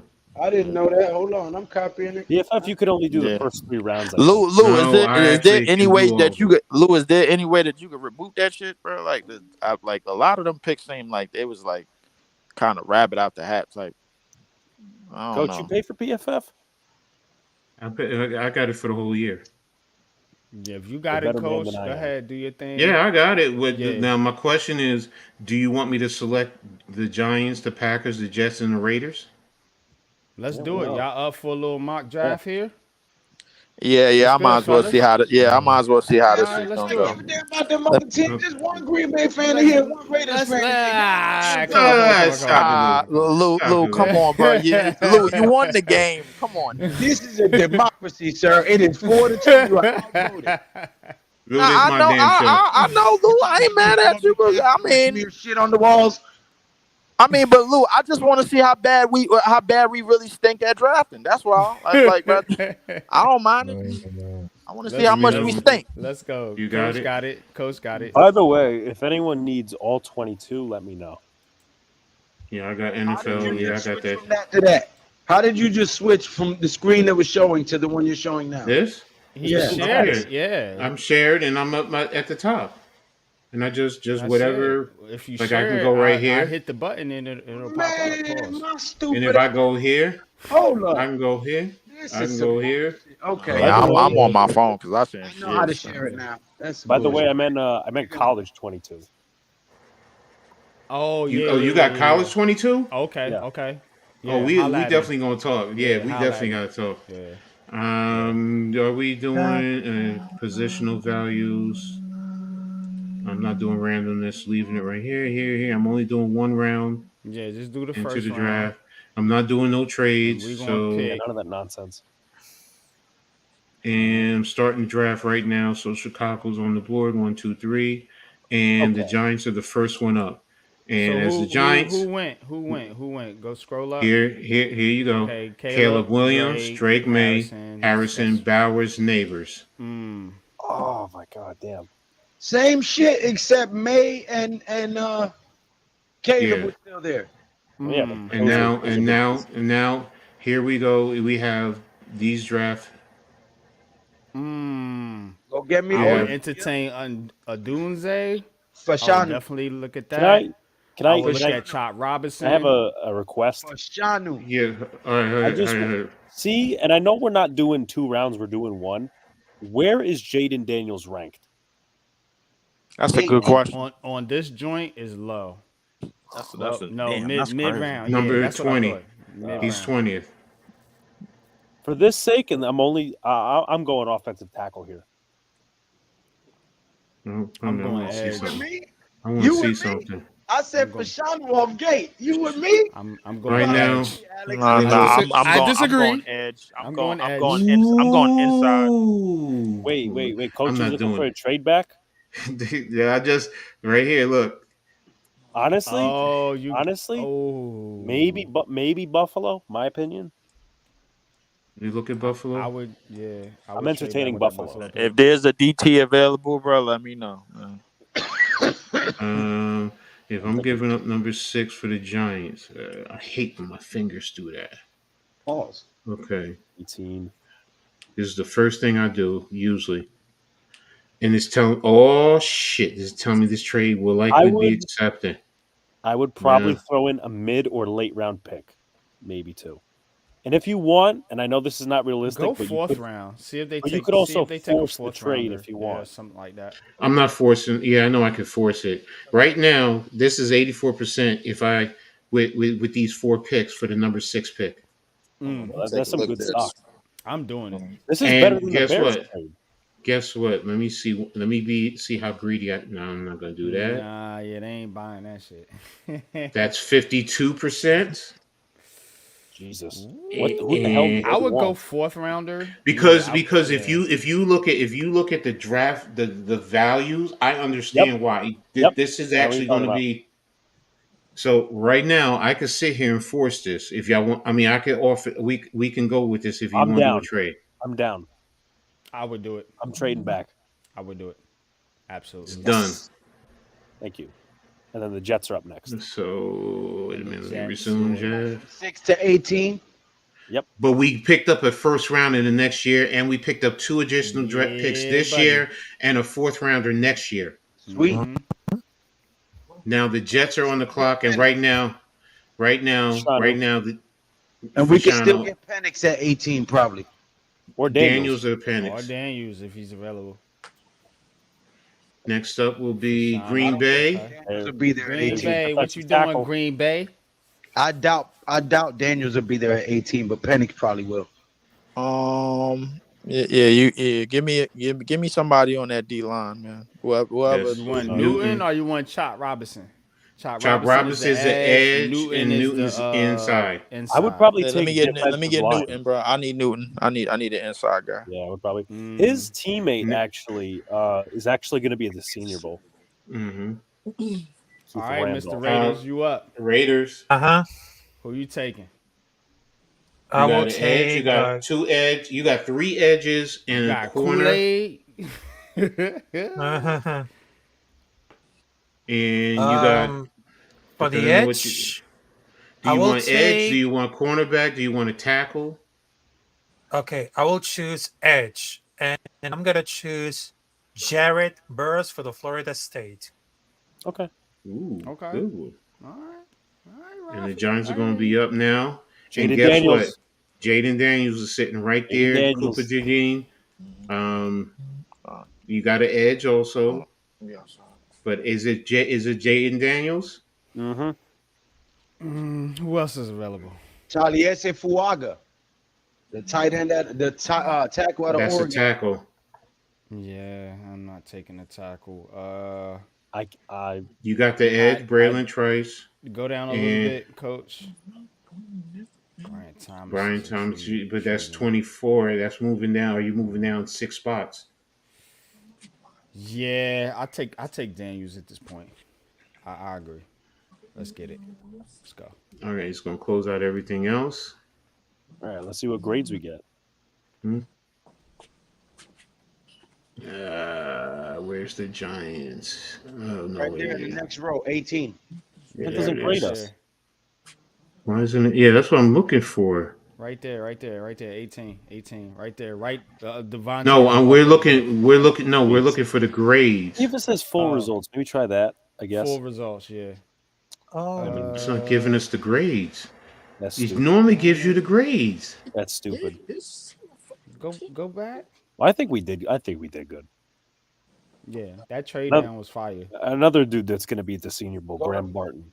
player grades. No. That's just the regular Let's tap grades. the tab. Oh, go. Yeah, go Yeah. up. Yeah. Okay. Yeah, you gotta go So back. what? Do it again? You gotta go back. Yeah. Well, No. that I don't think it saved our mock draft. Oh, okay. Yeah, then it's done. Yeah, Yeah, Yeah, it's it done. didn't but save. I thought we did good. I think it was a good. I think it was a good thing. Trading back is actually probably the best scenario. In that Um, scenario right there Let me because see some NYG. Let me see if I figured out how to share it watching him do this. okay, he has to stop sharing before you do that. just want to see something. So try to hit the wrong spot. Damn it! I was trying to look at the edge.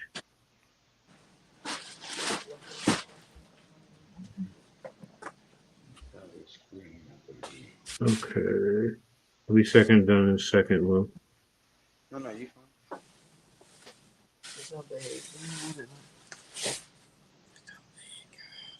Defensive. Oh yeah.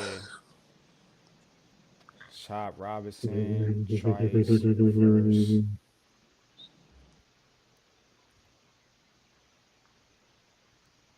This is why I like this one. Mm-hmm. Because you see, it It gives gives you more you height, detail. weight, Yeah. it gives you more detailed sacks, all of this. Tells you where they're from in high school. And you can even go down even more. It gives you more breakdowns, potential. It rates Metrics. where they're, yeah, their metrics, where their height, whether they're good, bad. Mm-hmm. This is why I usually go here. I use them all just to get a general idea. Mm-hmm. And then, if you scroll down, this gives you their bio and it gives you their Strengths, weakness. scout and Yep. strengths and weaknesses. And So, I mean, it gives you a little. Wait, what am I missing? and it also sometimes they'll actually give you a player comp too. I don't know if they have one for Chop, but sometimes they'll give you a player comp. Let me see if I can use my comments. But I use Draft Buzz, I use Draft Network, and I Draft also Buzz. use Football Network. Okay. All right. So there you go, Lou.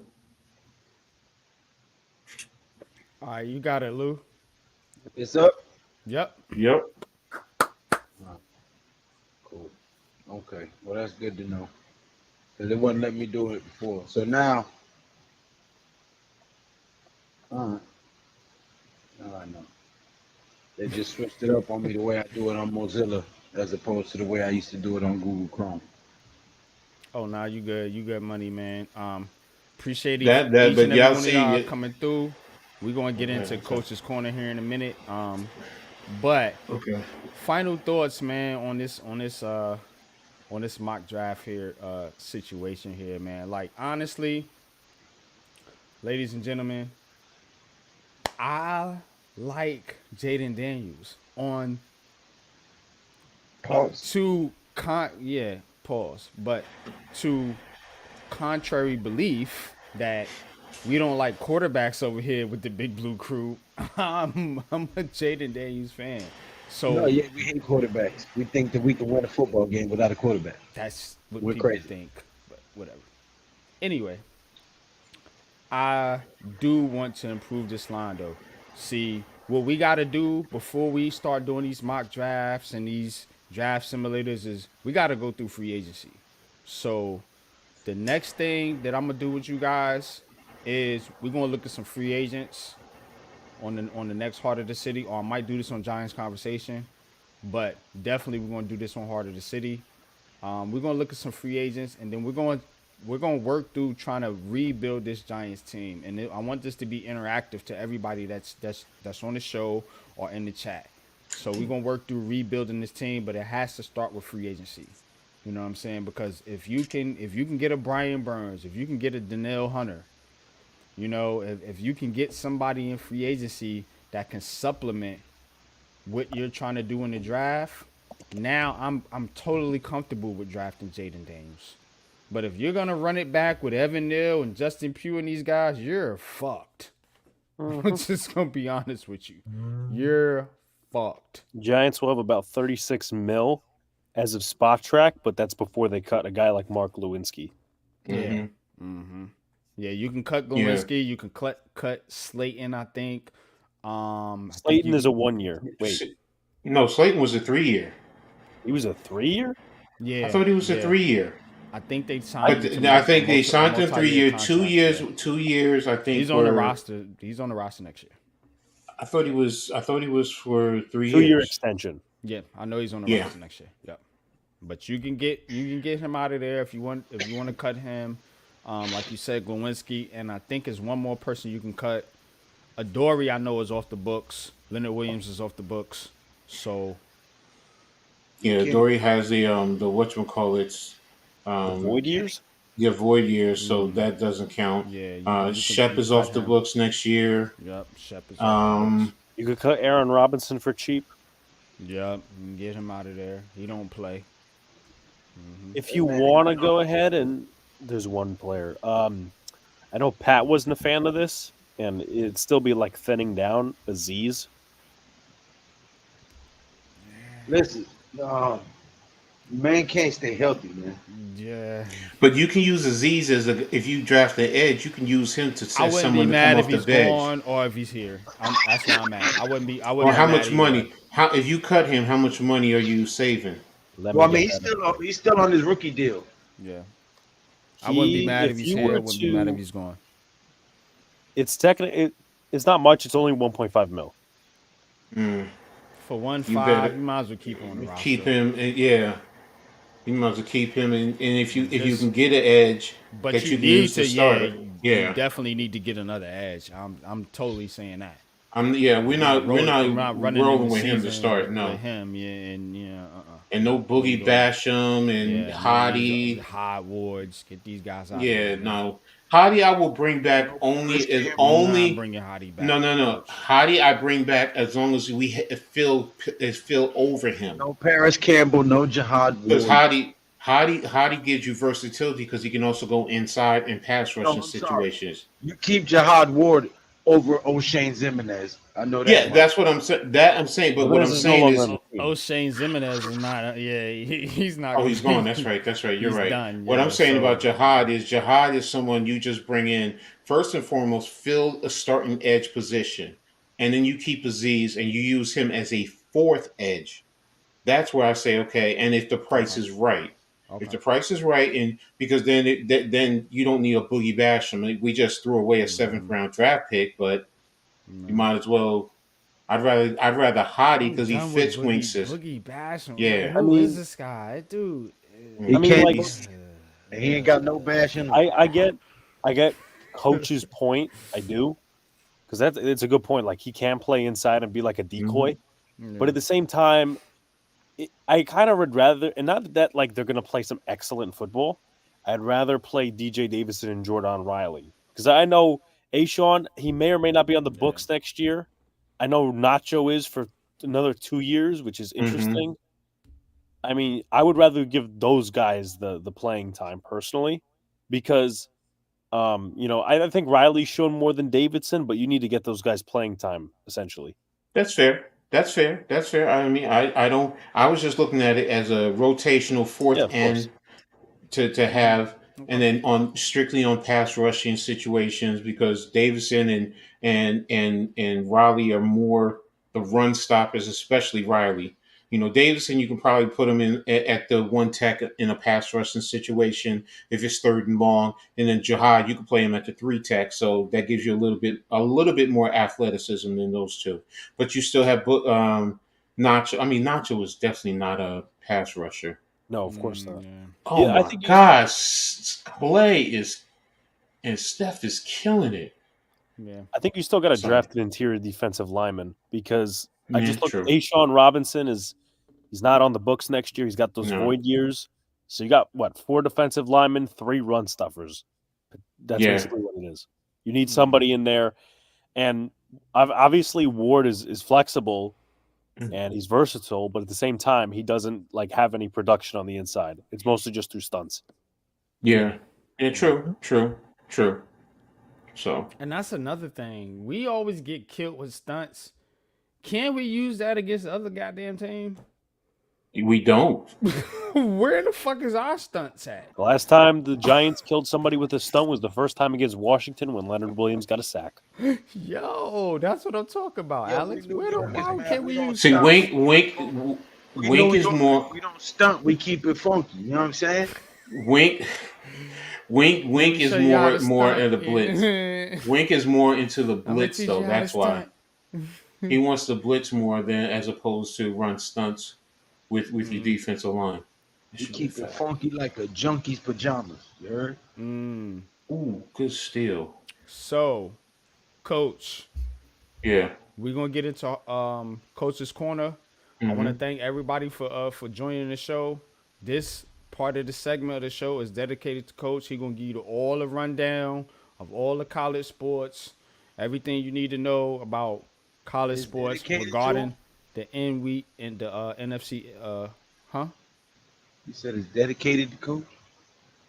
Yeah, this part of He's saying the this is show. my time. It's This is dedicated his. for. This is It's his. his This is his signature segment. segment. It's Yeah, his signature segment. I'm this is his sorry. segment.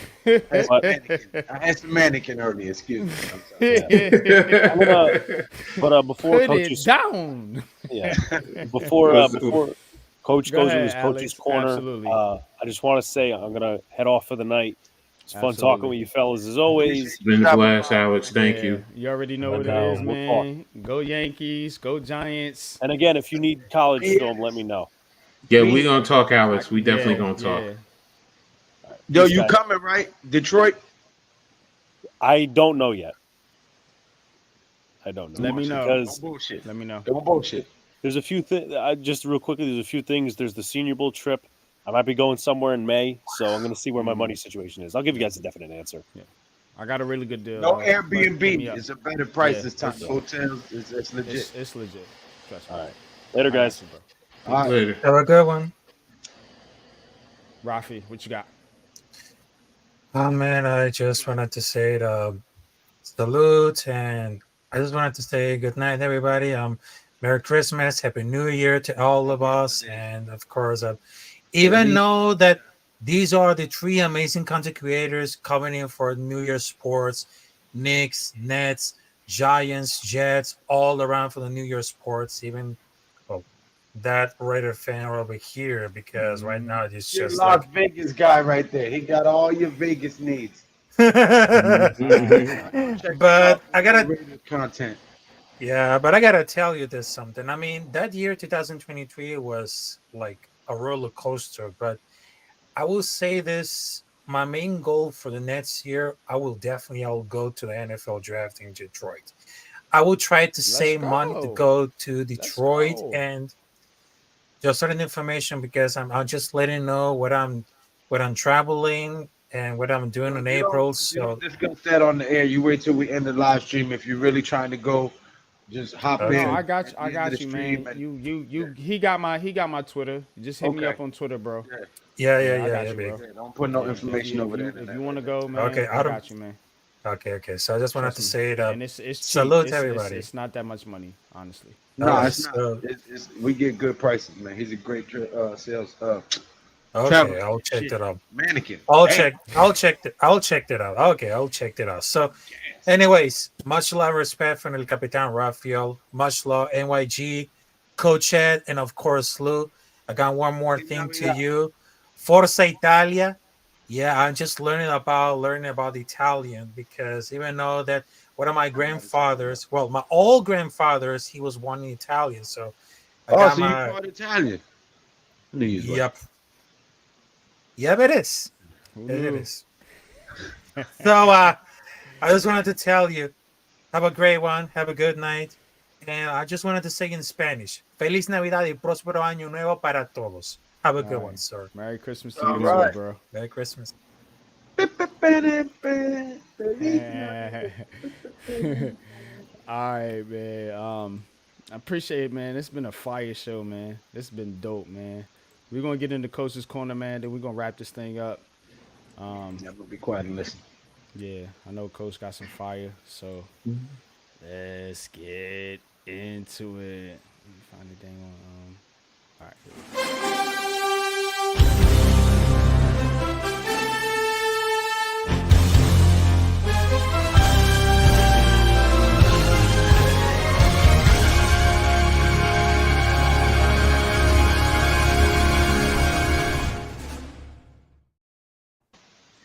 All right, NYJ, thanks, man. I really appreciate that. Welcome to another Coach's Corner. Everyone, I'm going to go through, some good stuff. Going to go through with touch a little bit of Syracuse, Rutgers, but I'm also going to start with the New York Liberty.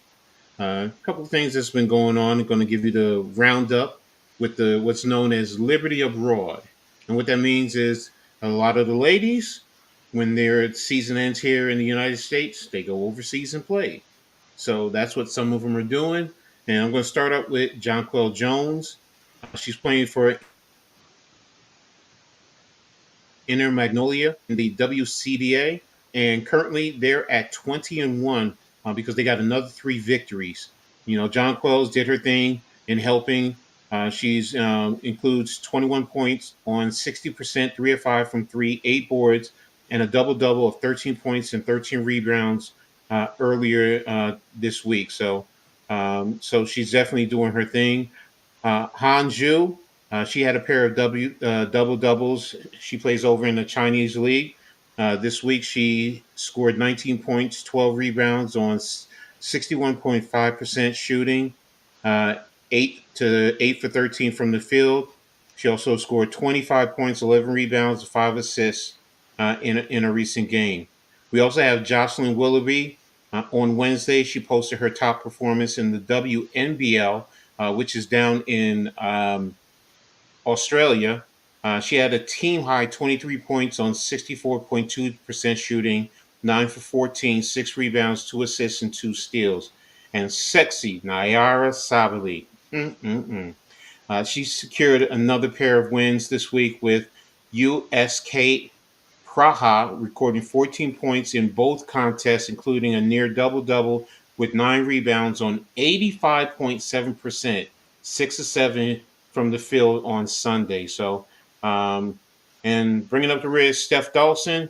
She helped lead Lion past undefeated Furbanch in an 89-81 EuroLeague upset on Wednesday after she recorded an efficient 13 points on 50% shooting. She was also 3 of 5 from deep, 5 assists, and 3 rebounds, all in 20 minutes. So good luck with the ladies out there. Also today, the schedule was released. I'm sorry, yesterday. The New York Liberty schedule was released, so it's going to be very interesting with a lot of the games. I'm definitely looking for it. They start May the 18th, and they're going to go all the way until August. Now they do take a break because of the Olympics next year, so there's going to be a momentary break for a lot of the players who are going to be playing in the Olympics. But I'm excited because their schedule was released. So ready to start rocking with my New York Liberty. So next up, I'm going to go to Syracuse. And a lot going on with Syracuse. And there I'm going to start actually with the ladies. Where put the Syracuse ladies? Yeah, here we go. And actually, the Syracuse women are second in the ACC. They're 9-1 right now, and they just defeated Cornell on Monday, 78-71, which will put them at the 9-1. Now they do have a game on Thursday against St. Francis of PA. That'll be at home, but they're definitely doing well and position themselves for the long run as we get ready for the ACC tournament to begin. They begin their play on December 31st, so against Notre Dame. So kudos to the ladies there. The men, they're actually 8-3, ninth in the ACC though. But they're definitely doing their thing with this. So their schedule. Here it is. Okay. Now they just beat Oregon 83-63, and they actually have a game against NIA on the 21st at home. So that's another game, but they're definitely doing their thing. And then they start Big Ten. I'm sorry, ACC play on the 30th against Pitt.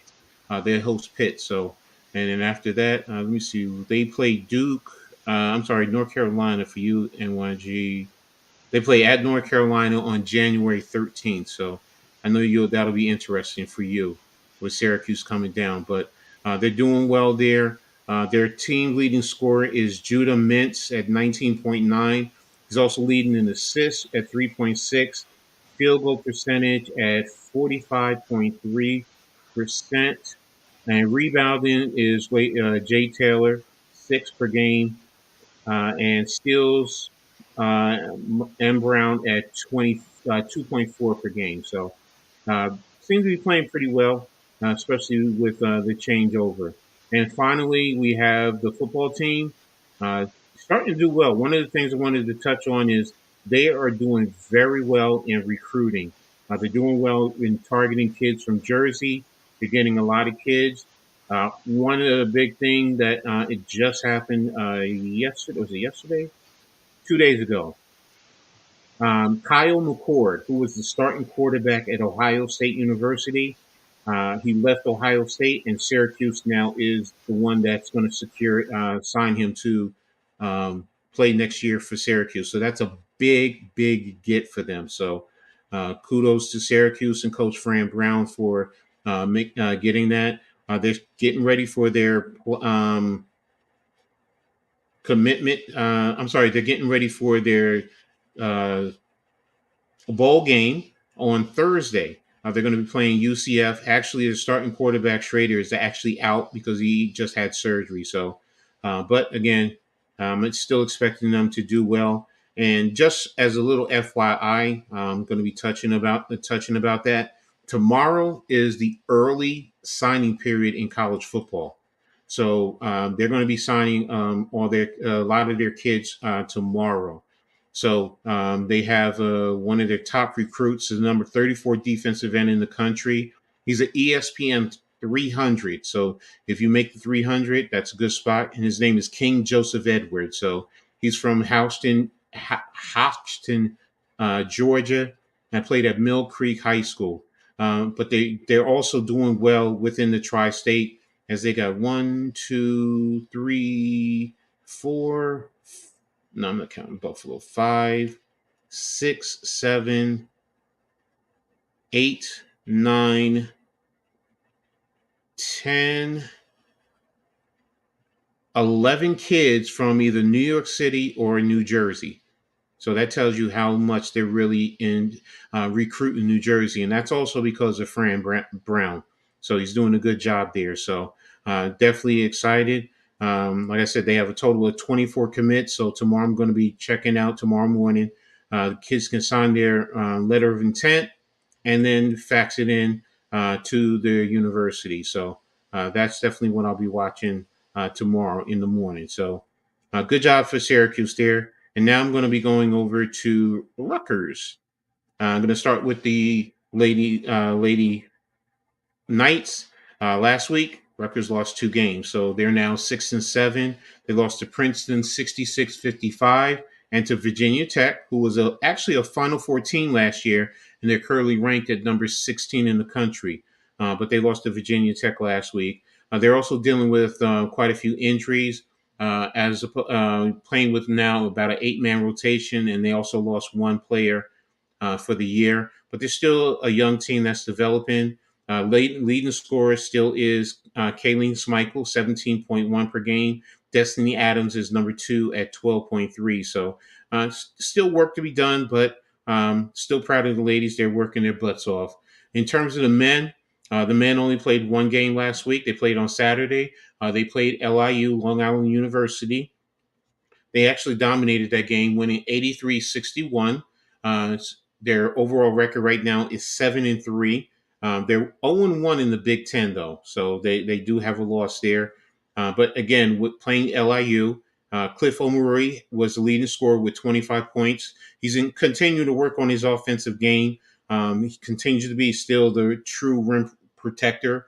One of the good moves that Coach Peichel has done is insert freshman Jamichael Davis into the starting lineup because his game fits. He's very feisty as an on-ball defender, but as a freshman, he's supremely confident, and he's a great leader, getting everyone in position and making sure that the team is fundamentally sound offensively and defensively. Now, this Saturday is their next game. It's a 12 o'clock tip-off. They're actually playing at the Rock, the Prudential Center in Newark. It's a neutral site game. They're playing Mississippi State. This game, whoever wins, this is actually from Ken Palm. This is ranking as a quad 1, which is a very good game to have on your record if you win. So if they win it, it'll be a big get for them. So also earlier tonight, before we did the show, I was actually watching the City of Palms High School tournament down in Florida. That's where a lot of the top high schools in the country are playing. Don Bosco Prep actually went up against McCurran in Maturin. I'm sorry, I think I said it wrong. In high school basketball, where Don Bosco Prep ended up winning 76-50.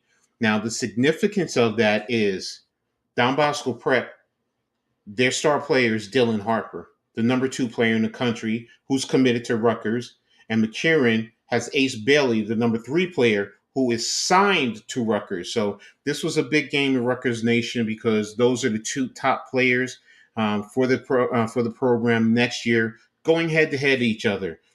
Don Bosco out of Jersey won 76-50, but both players played a great game. Harper had 28 points and Bailey had 24 points. So this was a great win overall for Rutgers as a total.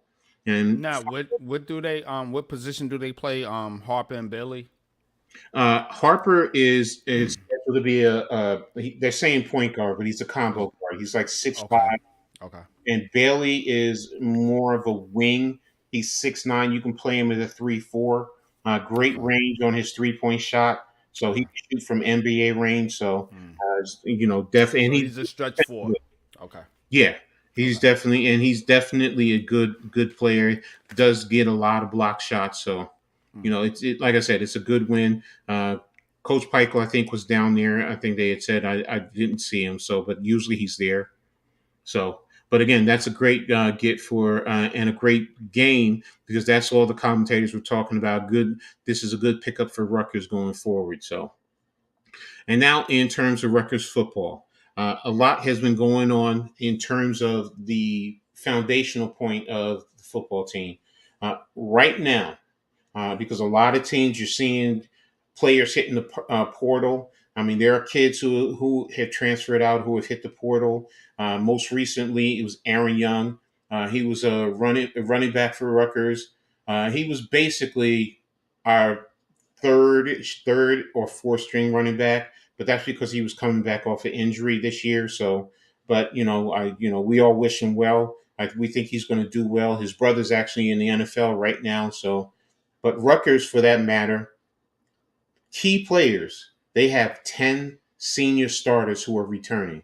And that's big because that speaks to the foundation. Kyle Monungai is one of them, and he spoke about that. They want to be here to help, change and bring things back for Rutgers. So the guys who are coming back are Kyle Monongai at running back, Christian Dremel at wide receiver, Holland Pierce at the left tackle, Brian Felter at left guard. On defense, you have Aaron Lewis at defensive end, Wes Bailey, another defensive end, Mo Torre, who's a linebacker but can also play defensive end, Tyreen Powell, who's a linebacker. He actually, his season ended because of injury, so that's why he's coming back. Robert Longerbeam, cornerback. He was the number 2 cornerback. Played well for most of the season because Max Melton was hurt. And he kind of was the number 1 until Max started to get better. And then Flip Dixon was another one, safety, who just came back in. Also, they picked up from this weekend their Hold on, first hold on, hold on, hold on. transfer You portal. said flip. Flip Dixon, safety. Okay. Yeah, no, when you see Flip plays, Pause. Flip Dixon, he's Yeah, about I six wanted to three. say pause, but I don't pause, coach. But yeah, I just had to I confirm don't. that. Flip No, Dixon. yeah, his name is All Flip Dixon. He's about right. 6'3". No, but I will tell you this much: if y'all saw him, you would love his play. Seriously, Pause. he's a physical type of a safety. Flies all over the place. Can Mm. cover. He can play down in the box. He can play up Is high he as a is free he more of a safety. strong or a free safety? He's What's more your of a opinion? free safety. He's more of a Okay. free safety. So he would be somebody we would target if we got rid of McKinney. McKinney, Yeah, yeah. Okay. yeah, yeah. All right. I'm Now following we you. also got McKinney our better than first. McKinney? No, because he's still young. He's still developing. He actually transferred But I in mean, his last year from ceiling. Minnesota. His ceiling, he would probably be about the same with McKinney coming in from Alabama. He Mm. just still has some things that he has to work on this year. If he makes an All Big Ten listing, then he could easily be a second round draft pick, second maybe a third rounder. Okay. So now we also got Go our ahead. first Continue. transfer portal player, Dymere Miller, wide receiver. He's transferring from Monmouth University, which is at the FCS or NC, the lower level under Rutgers. But Monmouth is here in New Jersey. So the thing about Dymere that really everyone loves is his speed. He actually was All American at the FCS level. He was the number 1 wide receiver, led that level with 1,300 yards receiving, and I think he had 15 touchdowns or 13 touchdowns. But the kid fly. I mean, watched him against New Hampshire, and he had 300 yards in receiving yards. So it's a big get. They also had 3 other kids who were in transfers who were in to visit.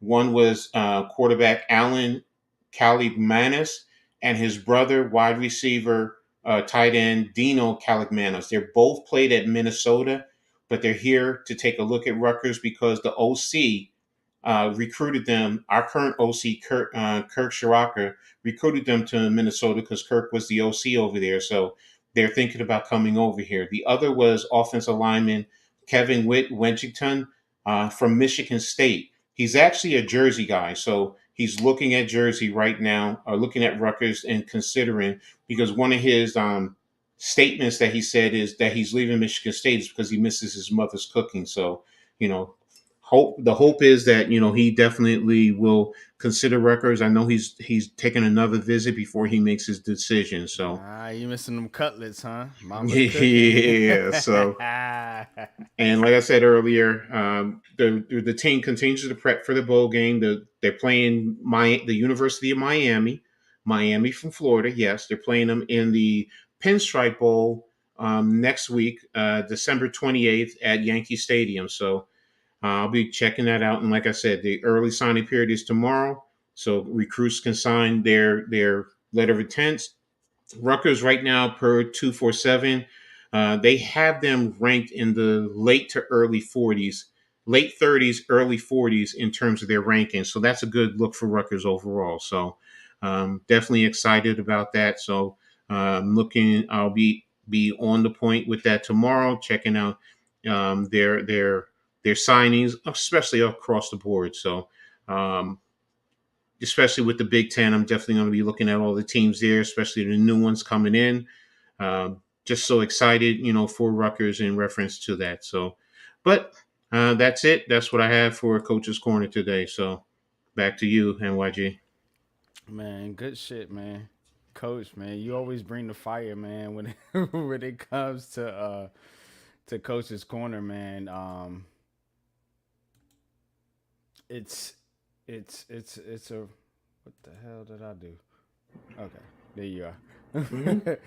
But you always bring the fire, man, when it comes to Coach's corner, man, and I appreciate it, man, because look, the thing about this world today is everyone wants to be right. Hmm. And this is something that I talk to with my bros in the back chats. Like, we live in this society where everyone wants to be right. You know what I'm saying? And when we can honestly look at ourselves and say, look, this brother knows more than me on this subject, I think that builds relationships. That builds continuity within, a group of people because Hmm. I'm never going to front like coach like I know more than coach on any type of topic as far as knowledge of a football game. You know what I mean? I'm always going to defer to him. You know what I'm saying? And whether you believe it or not, coach, as much knowledge as he has, he actually defers to me on some basketball shit. That's real shit. That's what you guys don't understand. This is how we work in the Big Blue Crew. Hmm. You know what I'm saying? So like that's real, bro. And that's why I love what we do. I love this podcast. I love our chat. And guys, definitely like, share, and subscribe. Go Please. to G Lou, you said Nation you watched it. Inside Sports. That look, what Lou is doing over there with leather to the face is unmatched. I'm gonna tell you why it's unmatched because you're not only gonna get knowledge of fighting, but you're going to get the Big Blue Crew swag, as they say. Like you're gonna get all that funny shit. You're gonna get all that like, yo, we cracking jokes, we doing this, we doing that. Like him, Wells, Pat, they give you all that. Joel, they give you all that. We come over here on Heart of the City, we gonna give you everything when it comes to New York sports. From front to back. Coach got you on the back end, pause. With the college shit. I'm gonna push you on the front end with the NFL, NBA, NHL, MLB. So this is what we do. You know what I mean? But Coach Lou, take it away, man.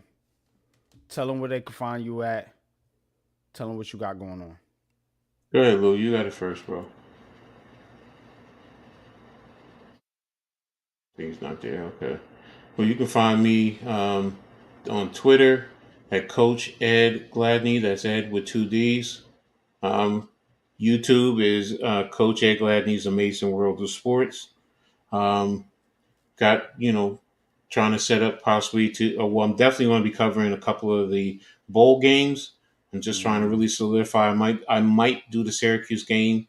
Um, so just tap in to see me doing that. I just recently did a bowl game and I love it, and I'll be doing some more. So my brother may tap in with me with one of the games, Absolutely. especially with the playoffs. That's what we're looking at. So, but yeah, that's pretty much it. That's where I'm at. Just and I'm well. I'll wait till that to announce that if it's definitely going to happen. I don't want to say anything as yet. So that's pretty much it. Yeah. Shout out to Coach, man. I appreciate you, bro. You already know what it is, man. Hmm. And we doing what we do, man. We moving things over here with the Big Blue Crew. But I want to give my man Lou, my brother, the floor. Go ahead, Lou. You got it, bro. Shit, I just walked back. I got what? Nah, hey, tell them where they can find you at, bro. We about to wrap it up. G Nation Inside Sports on Twitter, on YouTube, on Instagram, and on TikTok. I haven't Mm-hmm. posted on Instagram or TikTok in quite a minute, but uh, yeah, it's G Nation Inside Sports on all four platforms. Also on Rumble.com, G Nation Inside Sports, and the Man Made Show. That Yeah, man made show fire. I ain't gonna front. Like if you into some real talk, go check out that man made show. I need to make more episodes. Matter of fact, next time we get together, we need to have some one-on-one interviews like we were supposed to have, but Absolutely. we were too busy watching people argue about Uno. So That was funny. Sexy. Yo, coach, you had Huh? to been there, coach. Yo, hey, your brother Pat, Mm-hmm. that's a different beast, bro, when it come to competition. Yo, his Uno game, bro. Yeah, that's something we gonna have to talk about in the back chat. That that shit was hilarious. that dude is different. And I got it all on film. He can't deny nothing. Okay. We'll But definitely yeah, talk about man. it. No doubt, bro. You got it. Yo, go But subscribe to definitely, Coach Ed Gladney's Amazing World of Sports. Subscribe to NYG22 Unpopular Opinion Sports, man. These guys do great work. Make sure you support them, man. Support the Big Blue Crew Sports Network. And I'm gonna let you wrap up your own show, bro. Appreciate you having me. Great work, fellas. And I man. see y'all You on the next you stream already know. tomorrow. You already know what it is, man.